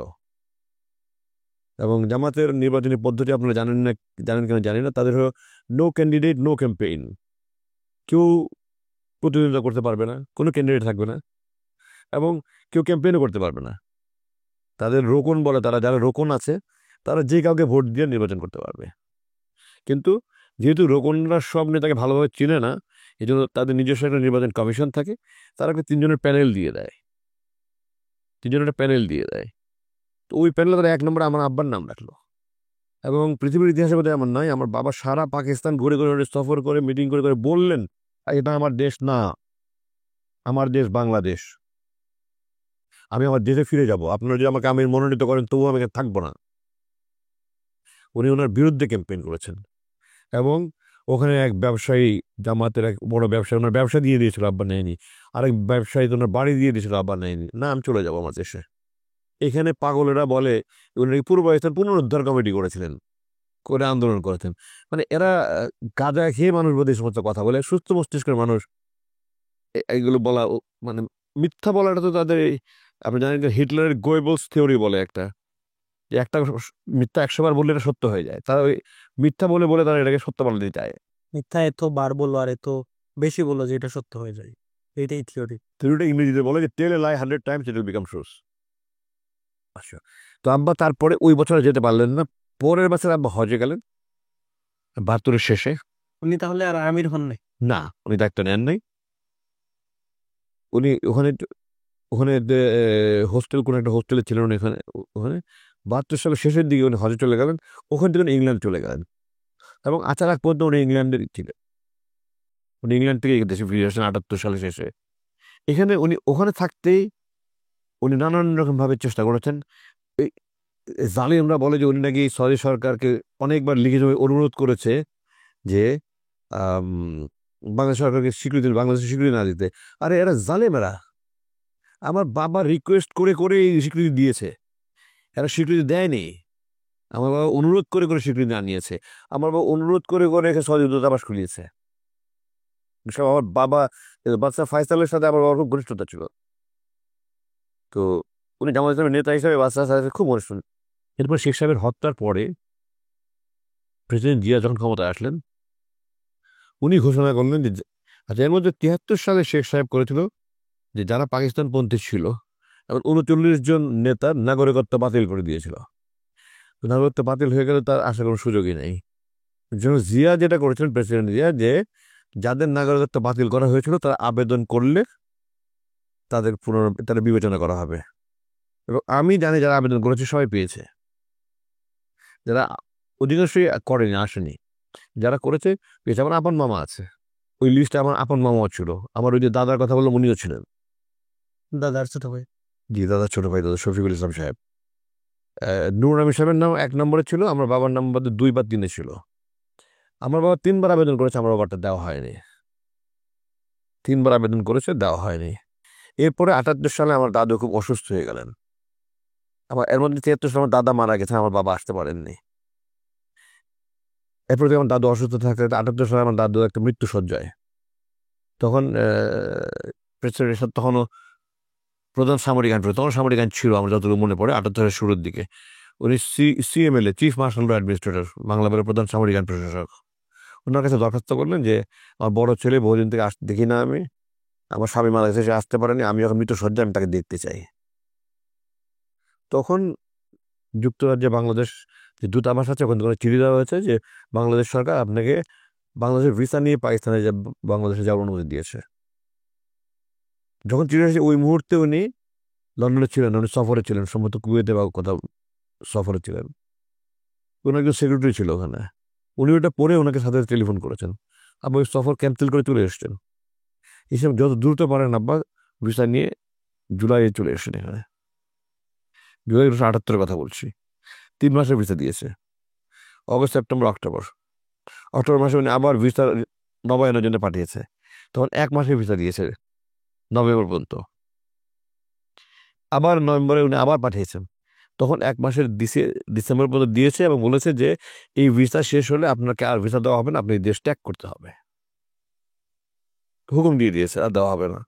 তখন আমার বাবা পাকিস্তানি পাসপোর্ট আর সারেন্ডার করেছেন এবং বলেছেন আমি এই দেশে জন্ম হয়েছি, এই দেশে বড় হয়েছে, আমি দেশের নাগরিক, এদের লেখাপড়া করেছি, আমি ছাত্র আন্দোলন করেছি, ভাষা আন্দোলন করেছি, গণতন্ত্র আন্দোলন করেছি, আমি এই দেশেই থাকবো, আমি এই দেশে যেহেতু যাবো না, আপনারা যা পারেন করেন।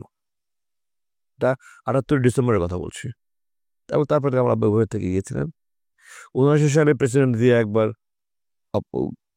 স্বরাষ্ট্রমন্ত্রী ছিলেন তখন কর্নেল মুস্তাফিজ।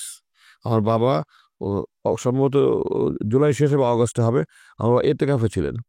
তখন এই স্বরাষ্ট্রমন্ত্রী লোক পাঠিয়েছে, গাড়ি সহ লোক পাঠিয়েছে যে স্বরাষ্ট্রমন্ত্রী আপনার জরুরি কথা বলবেন। তো আব্বা ওই এতেকাফ ছেড়েই গেলেন। তখন বলা হলো যে প্রেসিডেন্ট সাহেব বলেছেন যে আপনি যদি রাজনীতি করবেন না মনে মুচলেকা দেন, স্যার আপনাকে তো পুনর্বহাল করা হবে। তো বাবা সরাসরি প্রত্যাখ্যান করছেন। একই কথা, আমি দেশের নাগরিক, আমি রাজনীতি করবো কি করবো না আমার সিদ্ধান্ত, আমি কোনো মুচলেকা দিতে চাই না। তো তারাও আর কিছু বলেনি, ওইভাবে আব্বা থেকে গিয়েছেন। এবং এরপরে সম্ভবত 3 বার সংসদে আব্বার নাগরিকত্ব প্রশ্ন নিয়ে বিভিন্ন সংসদ সদস্যরা প্রস্তাব আলোচনা করেছে, নাগরিকত্বের বিষয়টা কি হলো।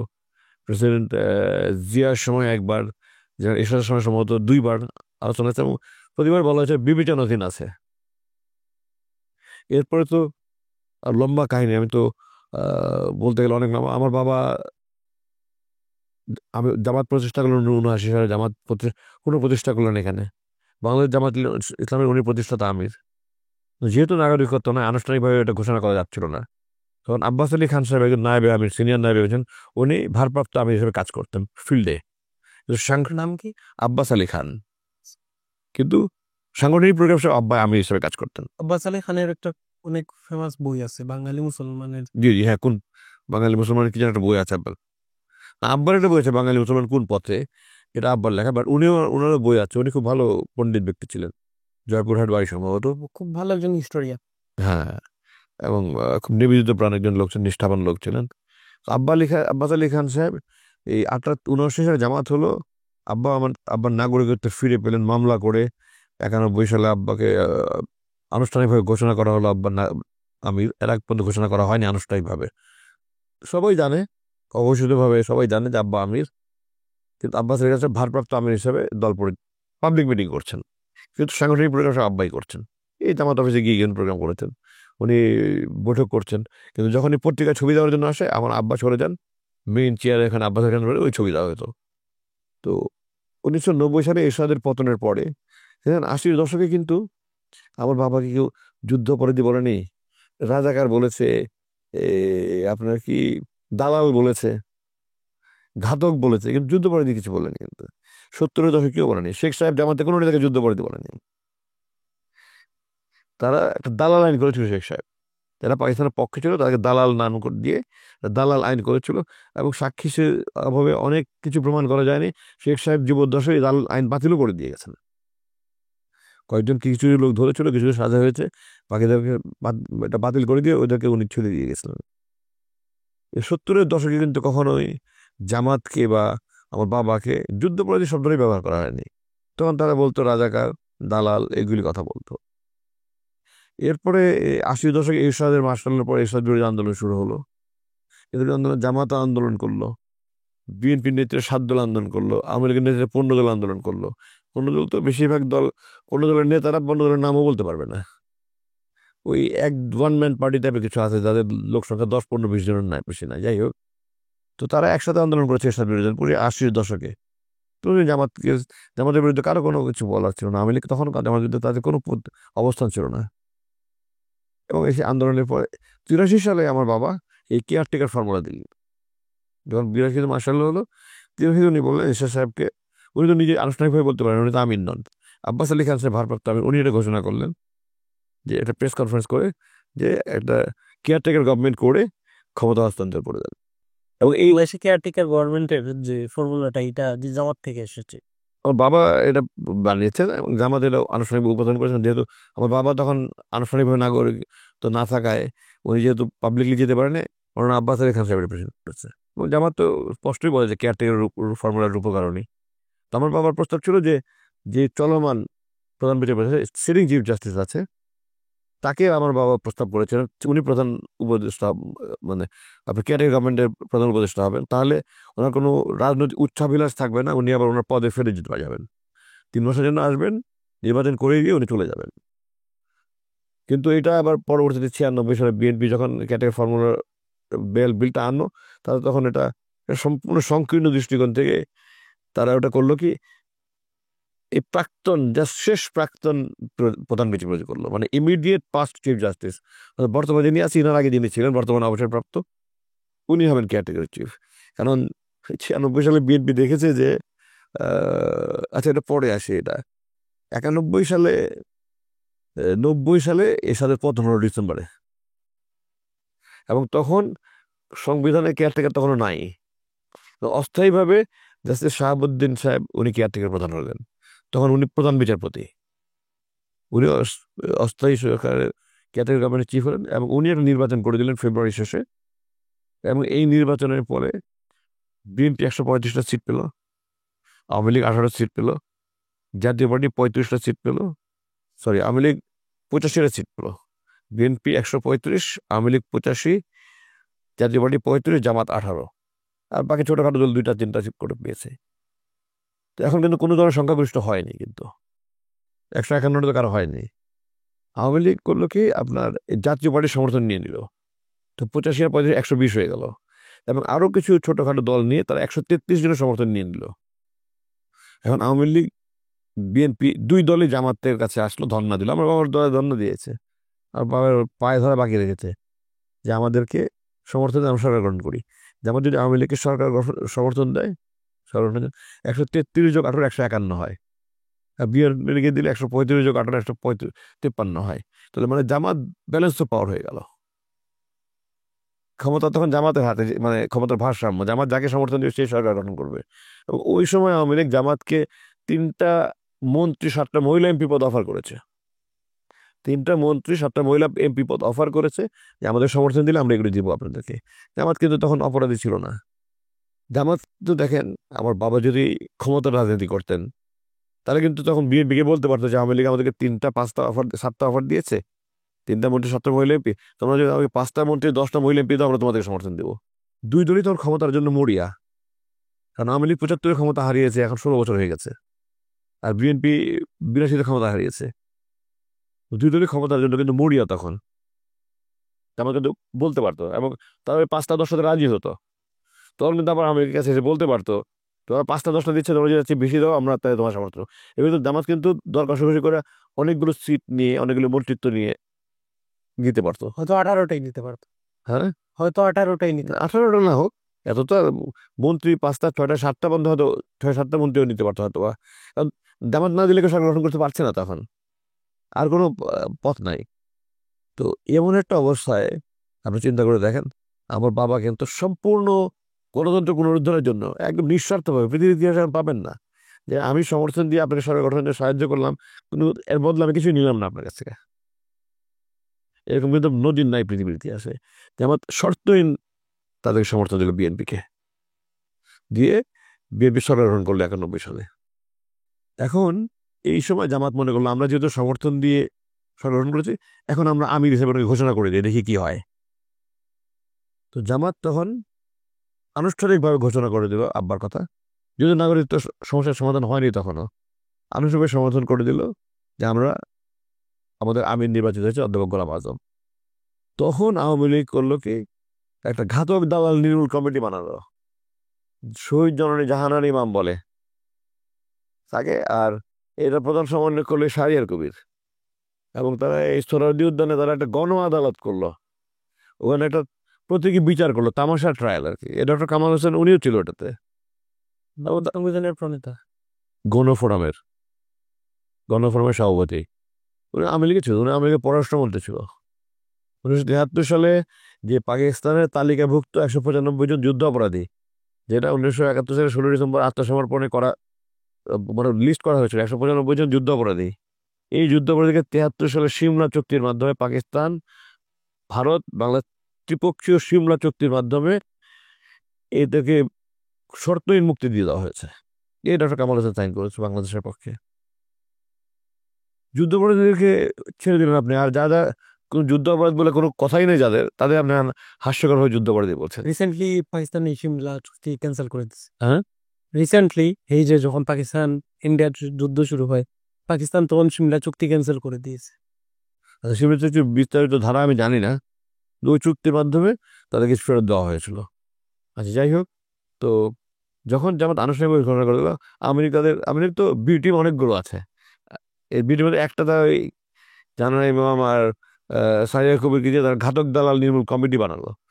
আমার বাবার একটা কুশপত্রিকা বানালো, তারা ওখানে প্রতীকী বিচার করে ফাঁসি দিল, এবং তারা ওখানে ফাঁসি দিয়ে ঝুলালো ওই কুশপত্রিকায়। এবং তারপরে তারা সরকারের কাছে আন্দোলন করা, মানে সরকারের আন্দোলন করা শুরু করলো। আমি একটু ইস্যু খুঁজে তারা আন্দোলন করা শুরু করলো আমার বাবার জন্য। এবং এই অবস্থায় 92 সালের মার্চ মাসে সরকার আমার বাবাকে গ্রেফতার করলো। মার্চ মাসে আমার বাবা, তারা একদিন চিঠি দিল, 24শে মার্চ সম্ভবত, চিঠি দিল একদিন যে আপনি একজন বিদেশি নাগরিক হয়ে কিভাবে আপনি একটা বাংলাদেশ রাজনৈতিক দলের সভাপতি হলেন, কারণ দর্শকটি।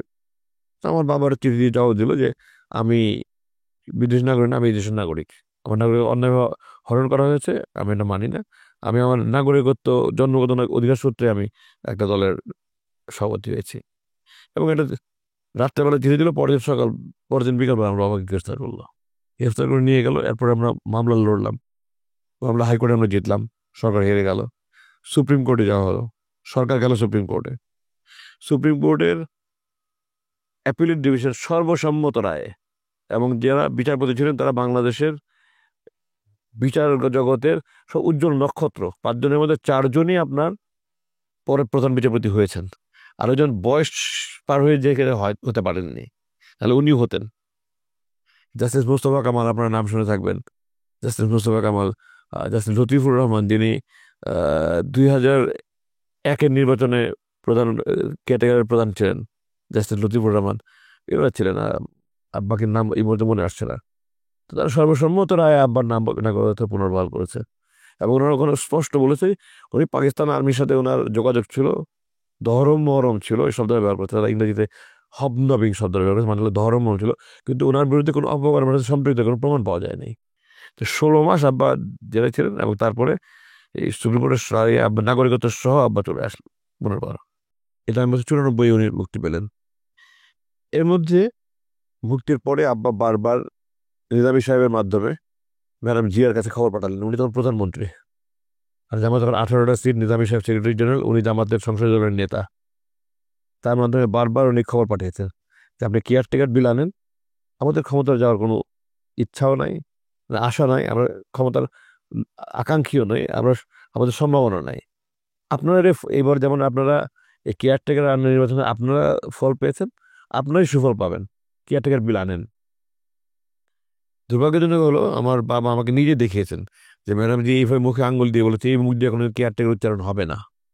তারপর 96 ফেব্রুয়ারিতে উনি দলীয় সরকারের অধীনে নির্বাচন করলো। এবং তখন এই জামাত এবং আওয়ামী লীগ একসাথে এই 95 জামাত এবং আওয়ামী লীগ একসাথে কেয়ারটেকারের জন্য আন্দোলন করলো।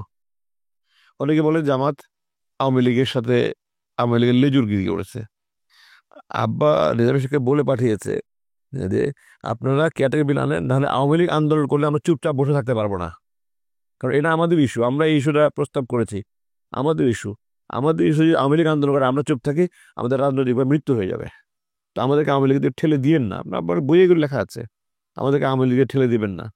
কিন্তু উনি এটা মানলেন না, উনি দলীয় সরকার নির্বাচন করলেন। আওয়ামী লীগের আন্দোলনের তোড়ে উনি আবার শেষ পর্যন্ত ওই অল্প কিছুদিনের মধ্যেই উনি বিল আনলেন, কেয়ারটেকার বিল এনে পাশ করে উনি কেয়ারটেকার সরকারকে বিল ক্ষমতা দিয়ে দিলেন।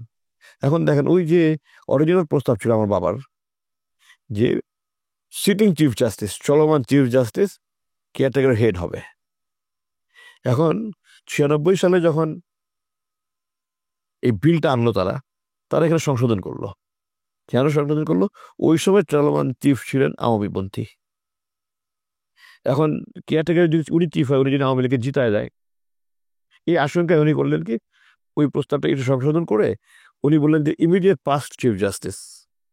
এবং ওই সময় ইমিডিয়েট পাস্ট চিফ জাস্টিস ছিল ওই চলমান চিফ জাস্টিস হাসান আলী, কয়েকজন মারা গেলেন উপদেষ্টা, উপদেষ্টা মারা গেলেন না, হাসান আলী বিচারপতি, উনি ছিলেন তখন ইমিডিয়েট পাস্ট চিফ জাস্টিস।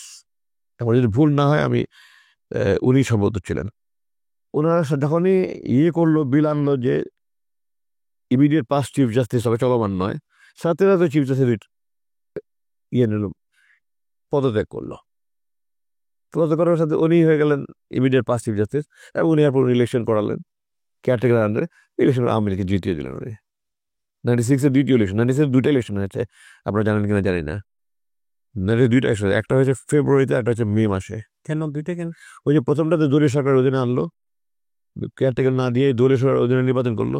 তারপর আওয়ামী লীগের আন্দোলন ফলে আবার কেয়ারটেকার বিল এনে পদত্যাগ করে কয়েক মাসের মধ্যে, 3 মাসের মাথায়, 3 মাসে না, অল্প কয়েকদিন।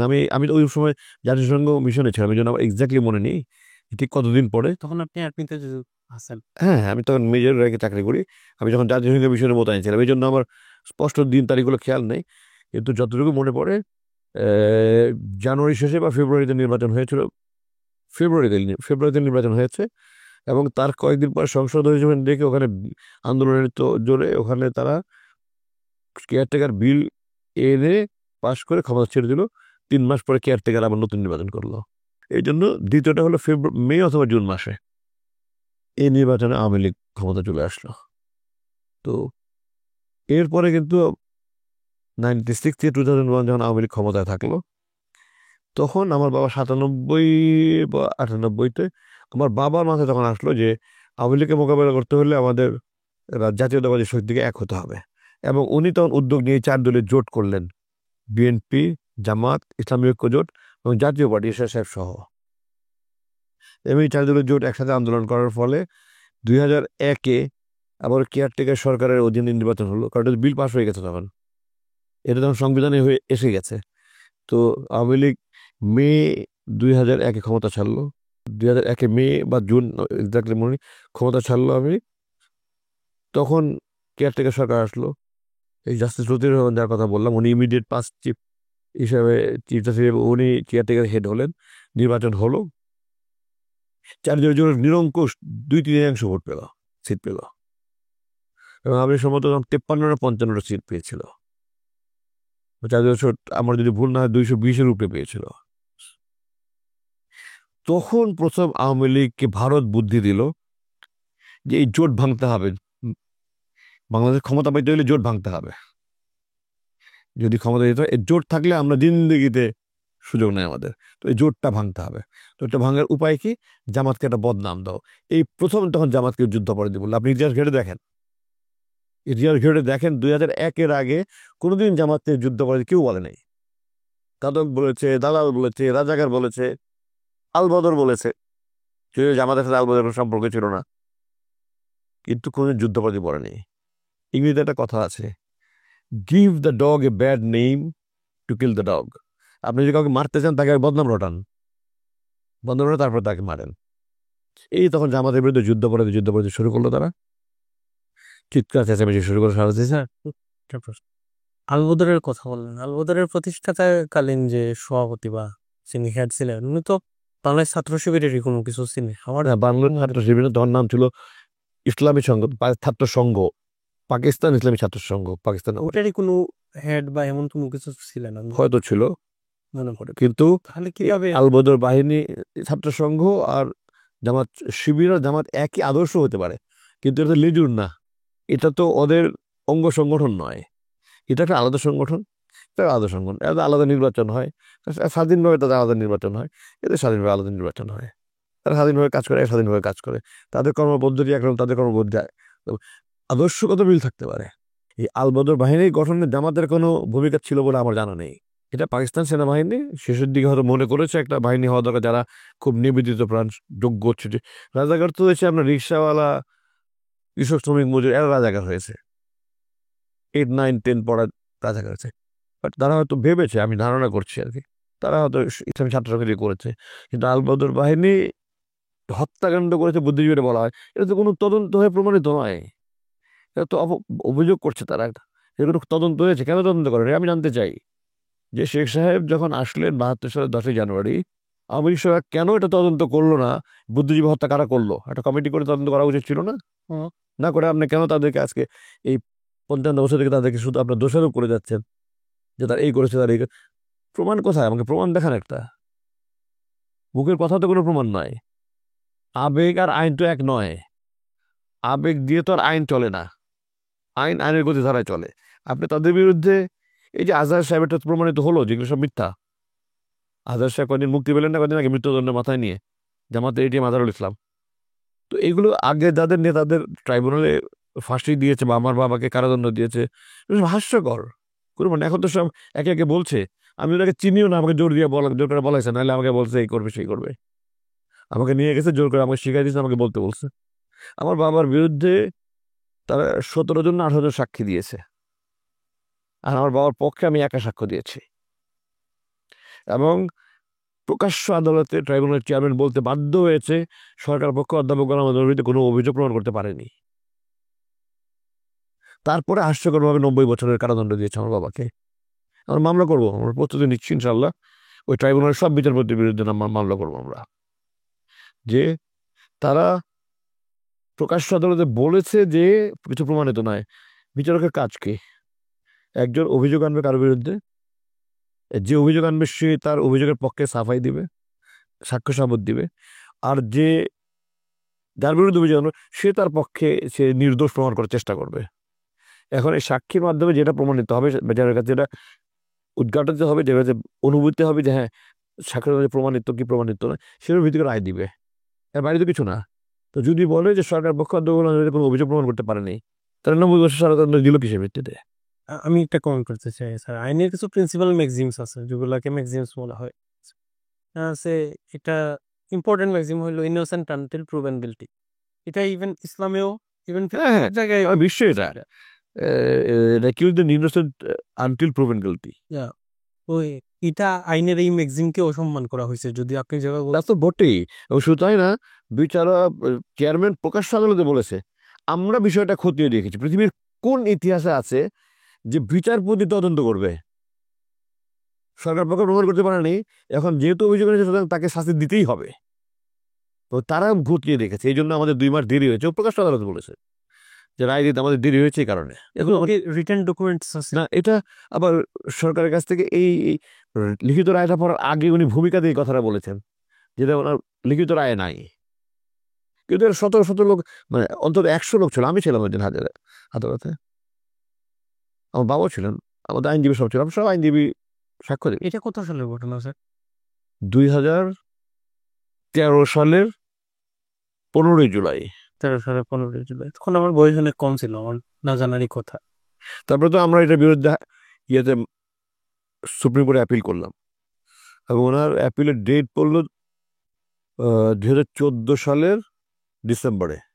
উনি অক্টোবরে মারা গেলেন, তো ওনার সুপ্রিম কোর্টের হিয়ারিং হয়নি। নিরপেক্ষ বিচার হতো, সুপ্রিম কোর্ট হিয়ারিং হতো, আমি নিশ্চিত। কারণ যেখানে প্রকাশ্য আদালতে বলেছে যে কোনো প্রমাণিত হয়নি, সেখানে বিচারকের দায়িত্ব খতিয়ে দেখা না, তল্লাশি করে না, বিচারের দায়িত্ব তালাশ করে না কি যে তাকে প্রমাণ দিয়ে করতে হবে। আমার বিরুদ্ধে 30 বছর সাজা দিয়েছে। একটা আমি উদাহরণ দিই আপনার, কি হাস্যকর। বলছে যে শিরুমিয়া নামে এক দারোগা ছিল কুমিল্লার, সে দারোগাকে পুলিশ ধরে নিয়ে গেছে, আর্মি ধরেছে, সে মুক্তিযুদ্ধে গিয়েছিল, তাকে আর্মি ধরেছে, ধরে প্রথমে কারাবন্দি করেছে, তারপরে তাকে মেরে ফেলেছে শিরুমিয়াকে। শিরুমিয়া দারোগা, শিরুমিয়া দারোগার ভাইরা ঢাকা খিলগাঁও গভর্নমেন্ট স্কুলের টিচার ছিল। আমার 2 ভাই ওই স্কুলে পড়তো। এখন এই শিরুমিয়ার ভাইরা যে মহসিন সাহেব, উনি আমেরিকা থেকে, উনি লিখিত স্টেটমেন্ট দিয়েছে, উনি সাক্ষ্য দেননি এখানে, উনি লিখিত স্টেটমেন্ট দিয়েছে। আদৌ এটাকে ওই মহসিন সাহেবের স্বাক্ষর কেন তাও আমরা জানি না। উনি আদালতের লিখিত স্বাক্ষর দিয়েছে এবং এটি গ্রহণ করেছে। উনি বলেছে যে আমার ভাইরাকে যখন ধরেছে তখন আমার স্ত্রীর বোন,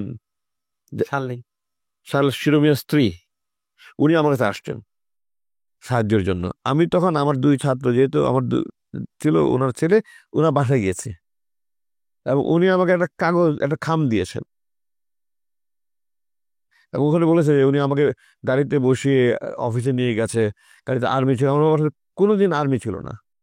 আমার বাবার সাথে, আমার বাবা যে অফিসে যাতায়াত করতেন 71 সালে, কখনোই আমার বাবার সাথে কোনো নিরাপত্তার জন্য অতিরিক্ত কোনো লোক ছিল না।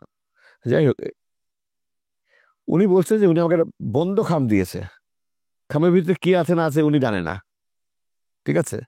উনি এটা শিরোমিয়ার স্ত্রীকে দিয়েছে। আমি বলছি ওখানকার পিস কমিটির চেয়ারম্যানকে দেখাতে, শান্তি কমিটির চেয়ারম্যানকে দেখাতে।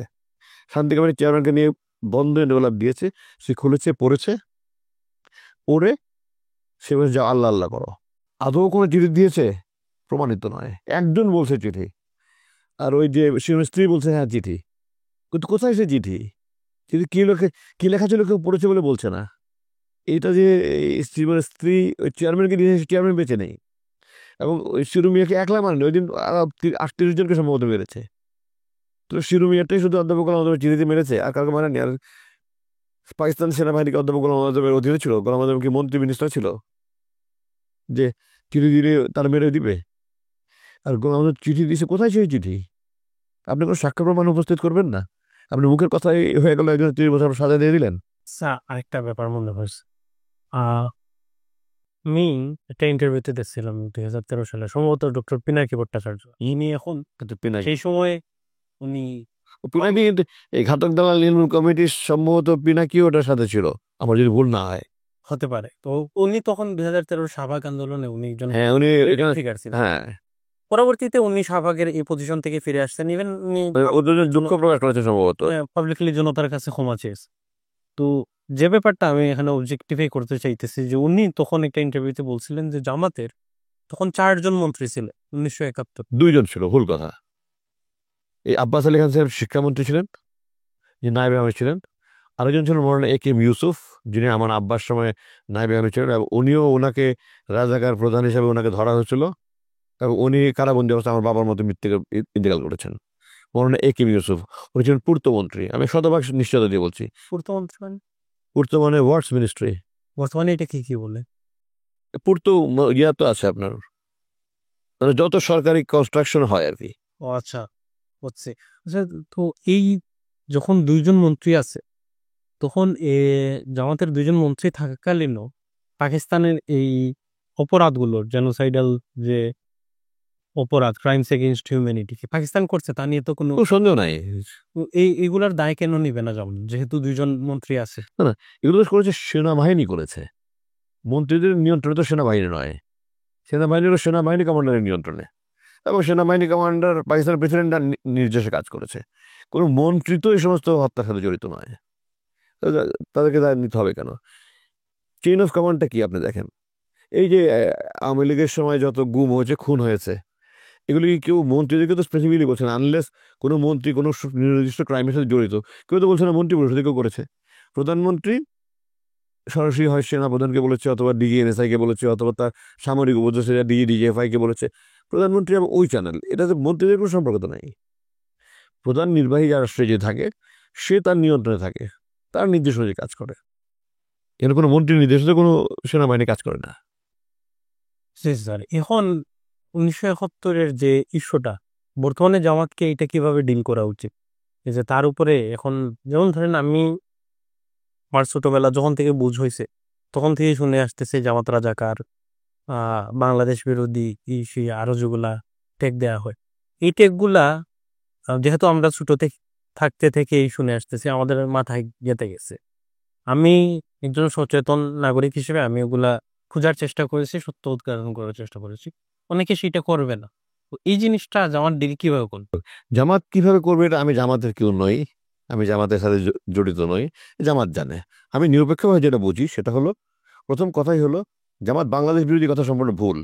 জামাত 1971 সালে ওই মুক্তিযুদ্ধের মাধ্যমে স্বাধীনতা চায়নি, ভারতের সাহায্য নিয়ে যুদ্ধ করা চায়নি। আমার বাবা স্পষ্ট বলেছেন, আওয়ামী লীগ যদি ভারতের সাহায্য না নিয়ে যুদ্ধ করতো আমরা মুক্তিযুদ্ধে যোগদান করতাম, স্পষ্ট বলেছেন এটা। আওয়ামী লীগ যদি ভারতের সাহায্য না নিয়ে যুদ্ধ করতো আমরাও মুক্তিযুদ্ধে যোগদান করতাম। তার মানে জামাত বাংলাদেশের বিরোধী ছিল না, কিন্তু ওই পন্থায় জামাত স্বাধীন হোক এটা চায়নি। ভারত আমাদের শত্রু, তারা আমাদের ক্ষতি করবে এই চিন্তা করে। এখন এরপরে 71-এর 16ই ডিসেম্বরের পরে জামাতের কোনো ব্যক্তি বাংলাদেশ বিরোধী কোনো কর্মকাণ্ড করেছে কোনো প্রমাণ তো নাই। তাহলে বাংলাদেশ বিরোধী কি করে বলেন? বাংলাদেশ যেভাবে জন্ম হয়েছে ওই পন্থায় জামাত জন্মটা চায়নি। এখন শেরওয়ার্দী ফজলুল হক টু নেশন থিওরি বিরোধী ছিল, তার মানে তারা তো মুখ্যমন্ত্রী আছে, তাদেরকে তো কেউ বলেনি পাকিস্তান বিরোধী। তো বাংলাদেশ বিরোধী একটা অপবাদ, বাংলাদেশ বিরোধী মানে তারা এখনো বিরোধিতা করছে। এবং জালেমরা যেটা বলে যে উনি পূর্ব পাকিস্তান পুনরুদ্ধার কমিটি করে উনি দীর্ঘদিন পর্যন্ত এটার জন্য আন্দোলন করেছে। এগুলো সমস্ত শতভাগ মিথ্যা। আমাকে একটা নজির দেখান 1971 16 ডিসেম্বরের পরে জামাতের কোনো ব্যক্তি বাংলাদেশ স্বার্থে বিরোধী কোনো কাজ করেছে। বরং জামাত বারবার বাংলাদেশের জন্য তারা নিজেদের যত কষ্টই হোক না তারা বাংলাদেশের পক্ষে কাজ করেছে। আমি এক নম্বর হলো কেয়ারটেকার সরকার, এটা বিশাল অবদান জামাতের। এবং এইটা বাংলাদেশে যতগুলো নির্বাচন হয়েছে এই কেয়ারটেকারগুলি সঠিক হয়েছে বলে সবাই মনে করে, বা এর কোনোটাই সঠিক হয়নি। একচরিয়া তারা ভোট নিয়েছে, ভোট ডাকাতি, ভোট চুরি। এখন নতুন ভোট চুরি আগে শেখ সাহেব 1973 সালে প্রথম ভোট চুরি শুরু করেছে। 1979 সালে যে ইলেকশন করেছেন ওই সময় তার ভোট চুরি টাকা না করলেও উনি নিশ্চিত করেছেন যে ওনার দল সংখ্যাগরিষ্ঠ পায়।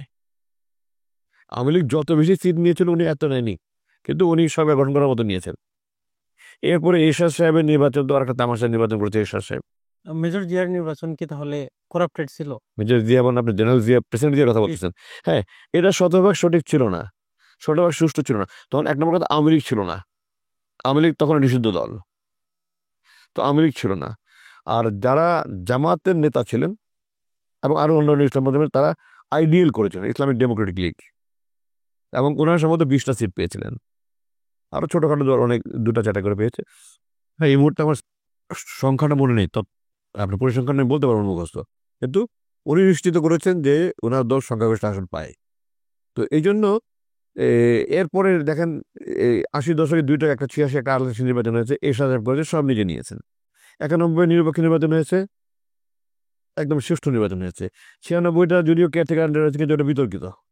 যেটা ওই যে আমি বললাম যে প্রধান বিচারপতি 1 বছরও হয়নি ওনার নিয়োগের, 1 বছরও হয়নি উনি পদত্যাগ করে কেয়ারটেকার হওয়ার জন্য পদত্যাগ করেছেন উনি, হাস্যকর।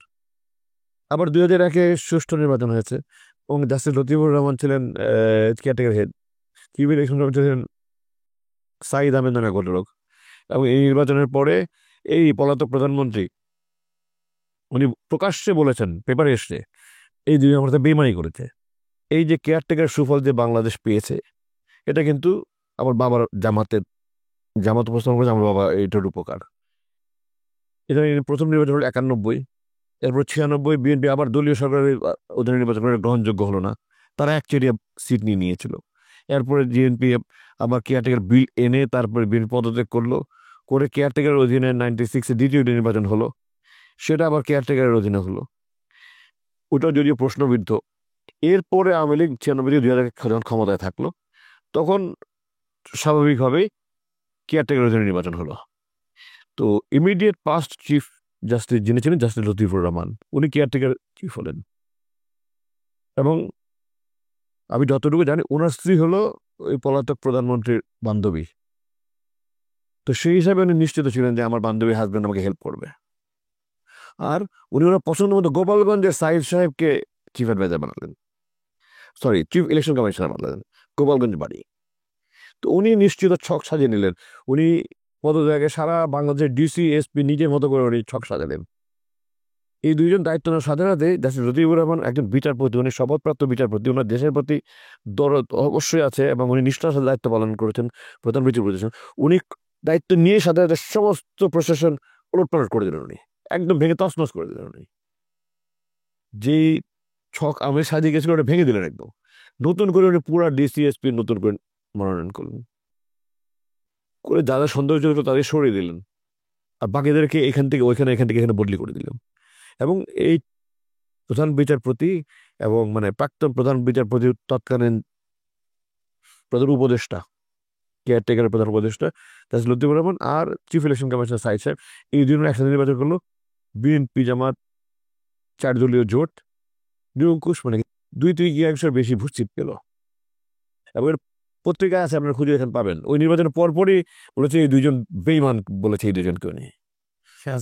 হ্যাঁ, পলাতক প্রাক্তন প্রধানমন্ত্রী দণ্ডপ্রাপ্ত, তো এখন এখন তো দণ্ডপ্রাপ্ত, শুধু একটা তো আছে আসামি, ফেরারি আসামি, তার বিরুদ্ধে হুলি আছে, ওয়ারেন্ট জারি হয়েছে। সো উনি এখন পলাতক মানে ফেরারি আসামি। আর তারপর উনি দণ্ডপ্রাপ্ত হয়েছেন, ওই 2 দিন আগে 6 মাসে কারাদণ্ডপ্রাপ্ত হয়েছেন। তো উনি প্রকাশ্য ঘোষণা দিলেন যে বেইমান, তার মানে আমি তাদেরকে ড্রাই কাজ ছিলাম, আমার সাথে আবার ক্ষমতায় বসাবে, তাই আমার ক্ষমতায় বসায় নেই, এই জন্য তারা আমার সাথে বেইমানি করেছে। কি হাস্যকর ব্যাপার, কিন্তু সমস্ত দেশের মানুষের কাছে কিন্তু ওরা সব প্রশংসিত। এরপরে দেখেন আবার নির্বাচন হলো 2008 ডিসেম্বর 29 তারিখে। এটা কি 1/11 পরে মঈনের ছকে নির্বাচন হয়েছে। যেমন মঈন ভারতে গিয়েছে, 6টা ঘোড়া পেয়েছে 2007 বা 6-7, আমার যদি ভুল না হয় 2007 আর মেবি 6, হোয়াট এভার। উনি ওখানে 6টা ঘোড়া উপহার দিয়েছে এবং উনি মাথা বিক্রি করে এসছেন। উনি এখানে এসে 2008 একদম সূক্ষ্ম কারচুপি করে আওয়ামী লীগকে দিতে দিয়েছেন। তো এই যে যতগুলো নির্বাচন হয়েছে, কেয়ারটেকারের যে নির্বাচনগুলো, এর বাংলাদেশের সর্বস্তরের মানুষের কাছে সবচেয়ে গ্রহণযোগ্য নির্বাচন। এবং এটা আমার বাবা প্রস্তাবক, রূপকার, এবং জামাতের অবদান এটা।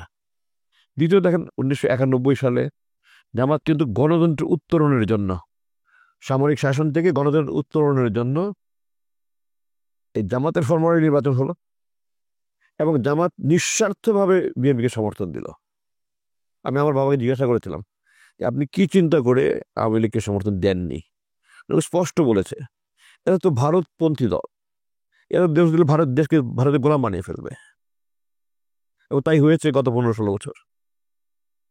শুধুমাত্র দেশের স্বার্থে জাতীয়তাবাদী শক্তি হিসাবে জাতীয়তাবাদী দলকে আমার বাবা সমর্থন দিই, কোনো শর্তহীন। পৃথিবীর ইতিহাসে নজির পাবেন না। এরপরে কিন্তু আমার বাবা চিন্তা করলেন যে যখন 96-2001 আবার আওয়ামী লীগ ক্ষমতায় আসলো, তখন আমার চিন্তা করলেন যে জাতীয়তাবাদী শক্তি যদি ঐক্য হয় তাহলে এইটাকে এই ভারতপন্থী দলকে ঠেকানো যাবে, নাহলে ঠেকানো যাবে না। এবং তখন আমার বাবা চিন্তা করে, আব্বা এই সবার সাথে আলোচনা করে এই 4 দলীয় জোটটা করলেন এবং ওটা বিশাল ফল পেলেন তারা।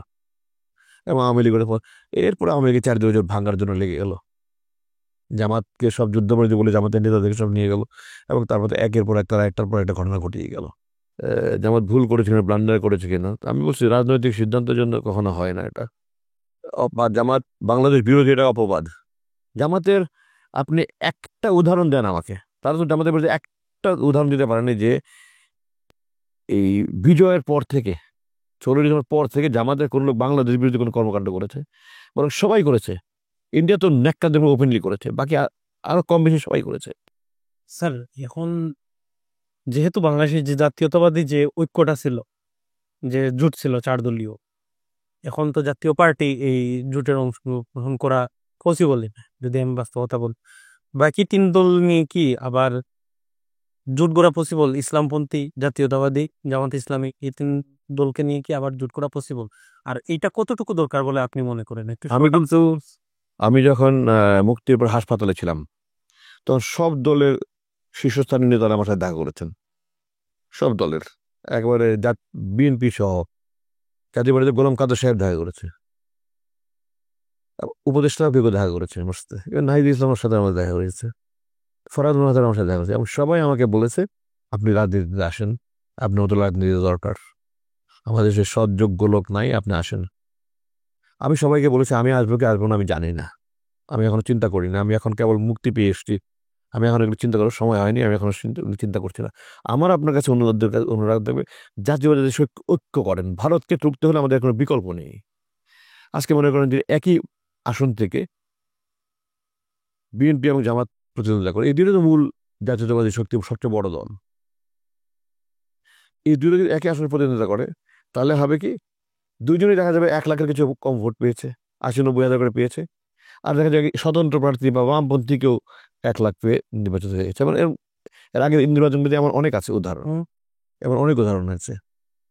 তো এই যে আপনার মাধবপুর সিলেটে দেখে যাচ্ছে আপনার যে সাহেবনগরে যেটা আছে, সাহেবনগরের ট্রেন স্টেশন আছে না একটা, জি নাম শুনছি। হ্যাঁ, ওখানে আমার আত্মীয় আছে, ওনার এক ভাই জাতীয় পার্টি করে, এক ভাই বিএনপি করে। ওই আসনে ওনার 2 ভাই প্রতিদ্বন্দ্বী হলেন, ওনারা দুইজনই লাখখানেকের কাছে ভোট পেল, আর আওয়ামী লীগ মানে আওয়ামী লীগের যে ক্যান্ডিডেট 1 লাখের উপরে ভোট পেয়ে ব্যর্থ হয়ে গেল। তো এই আমি আশঙ্কা করছি যদি এই জোটটা না হয়, এই জন্য প্রথম থেকে অনুরোধ করেছি তাদেরকে, এখনো তাদেরকে বলি, কিন্তু আমি কোনো আশা দেখছি না যে এই জোটটা একেবারে এসেন্সিয়াল। এবং আমি আপনার আরেকটা কথা বলি এখানে প্রসঙ্গ, আপনি যেহেতু জিজ্ঞাসা করলেন, আমার আব্বা আমাকে বলেছেন, ম্যাডাম জিয়া আমার আব্বাকে বলেছিল 2001 নির্বাচনের পরে যে আমাদের এই জোটটা অন্তত পরপর ওকে 3টা ইলেকশন ঐক্য থাকতে হবে। স্যার, ধন্যবাদ অডিয়েন্স আমাদের সাথে থাকার জন্য। আমরা এই পডকাস্টটা আপাতত এখানে শেষ করে লাগতেছি। আমরা আরেকদিন স্যারের সাথে বসবো, ওই দিন স্যারের নিজের জীবন নিয়ে কথা বলবো। আজকে সেই সুযোগটা হয়নি। ইনশাল্লাহ আবার দেখা হবে পরবর্তী পর্বে। ভালো থাকুন, সুস্থ থাকুন। আসসালামু আলাইকুম।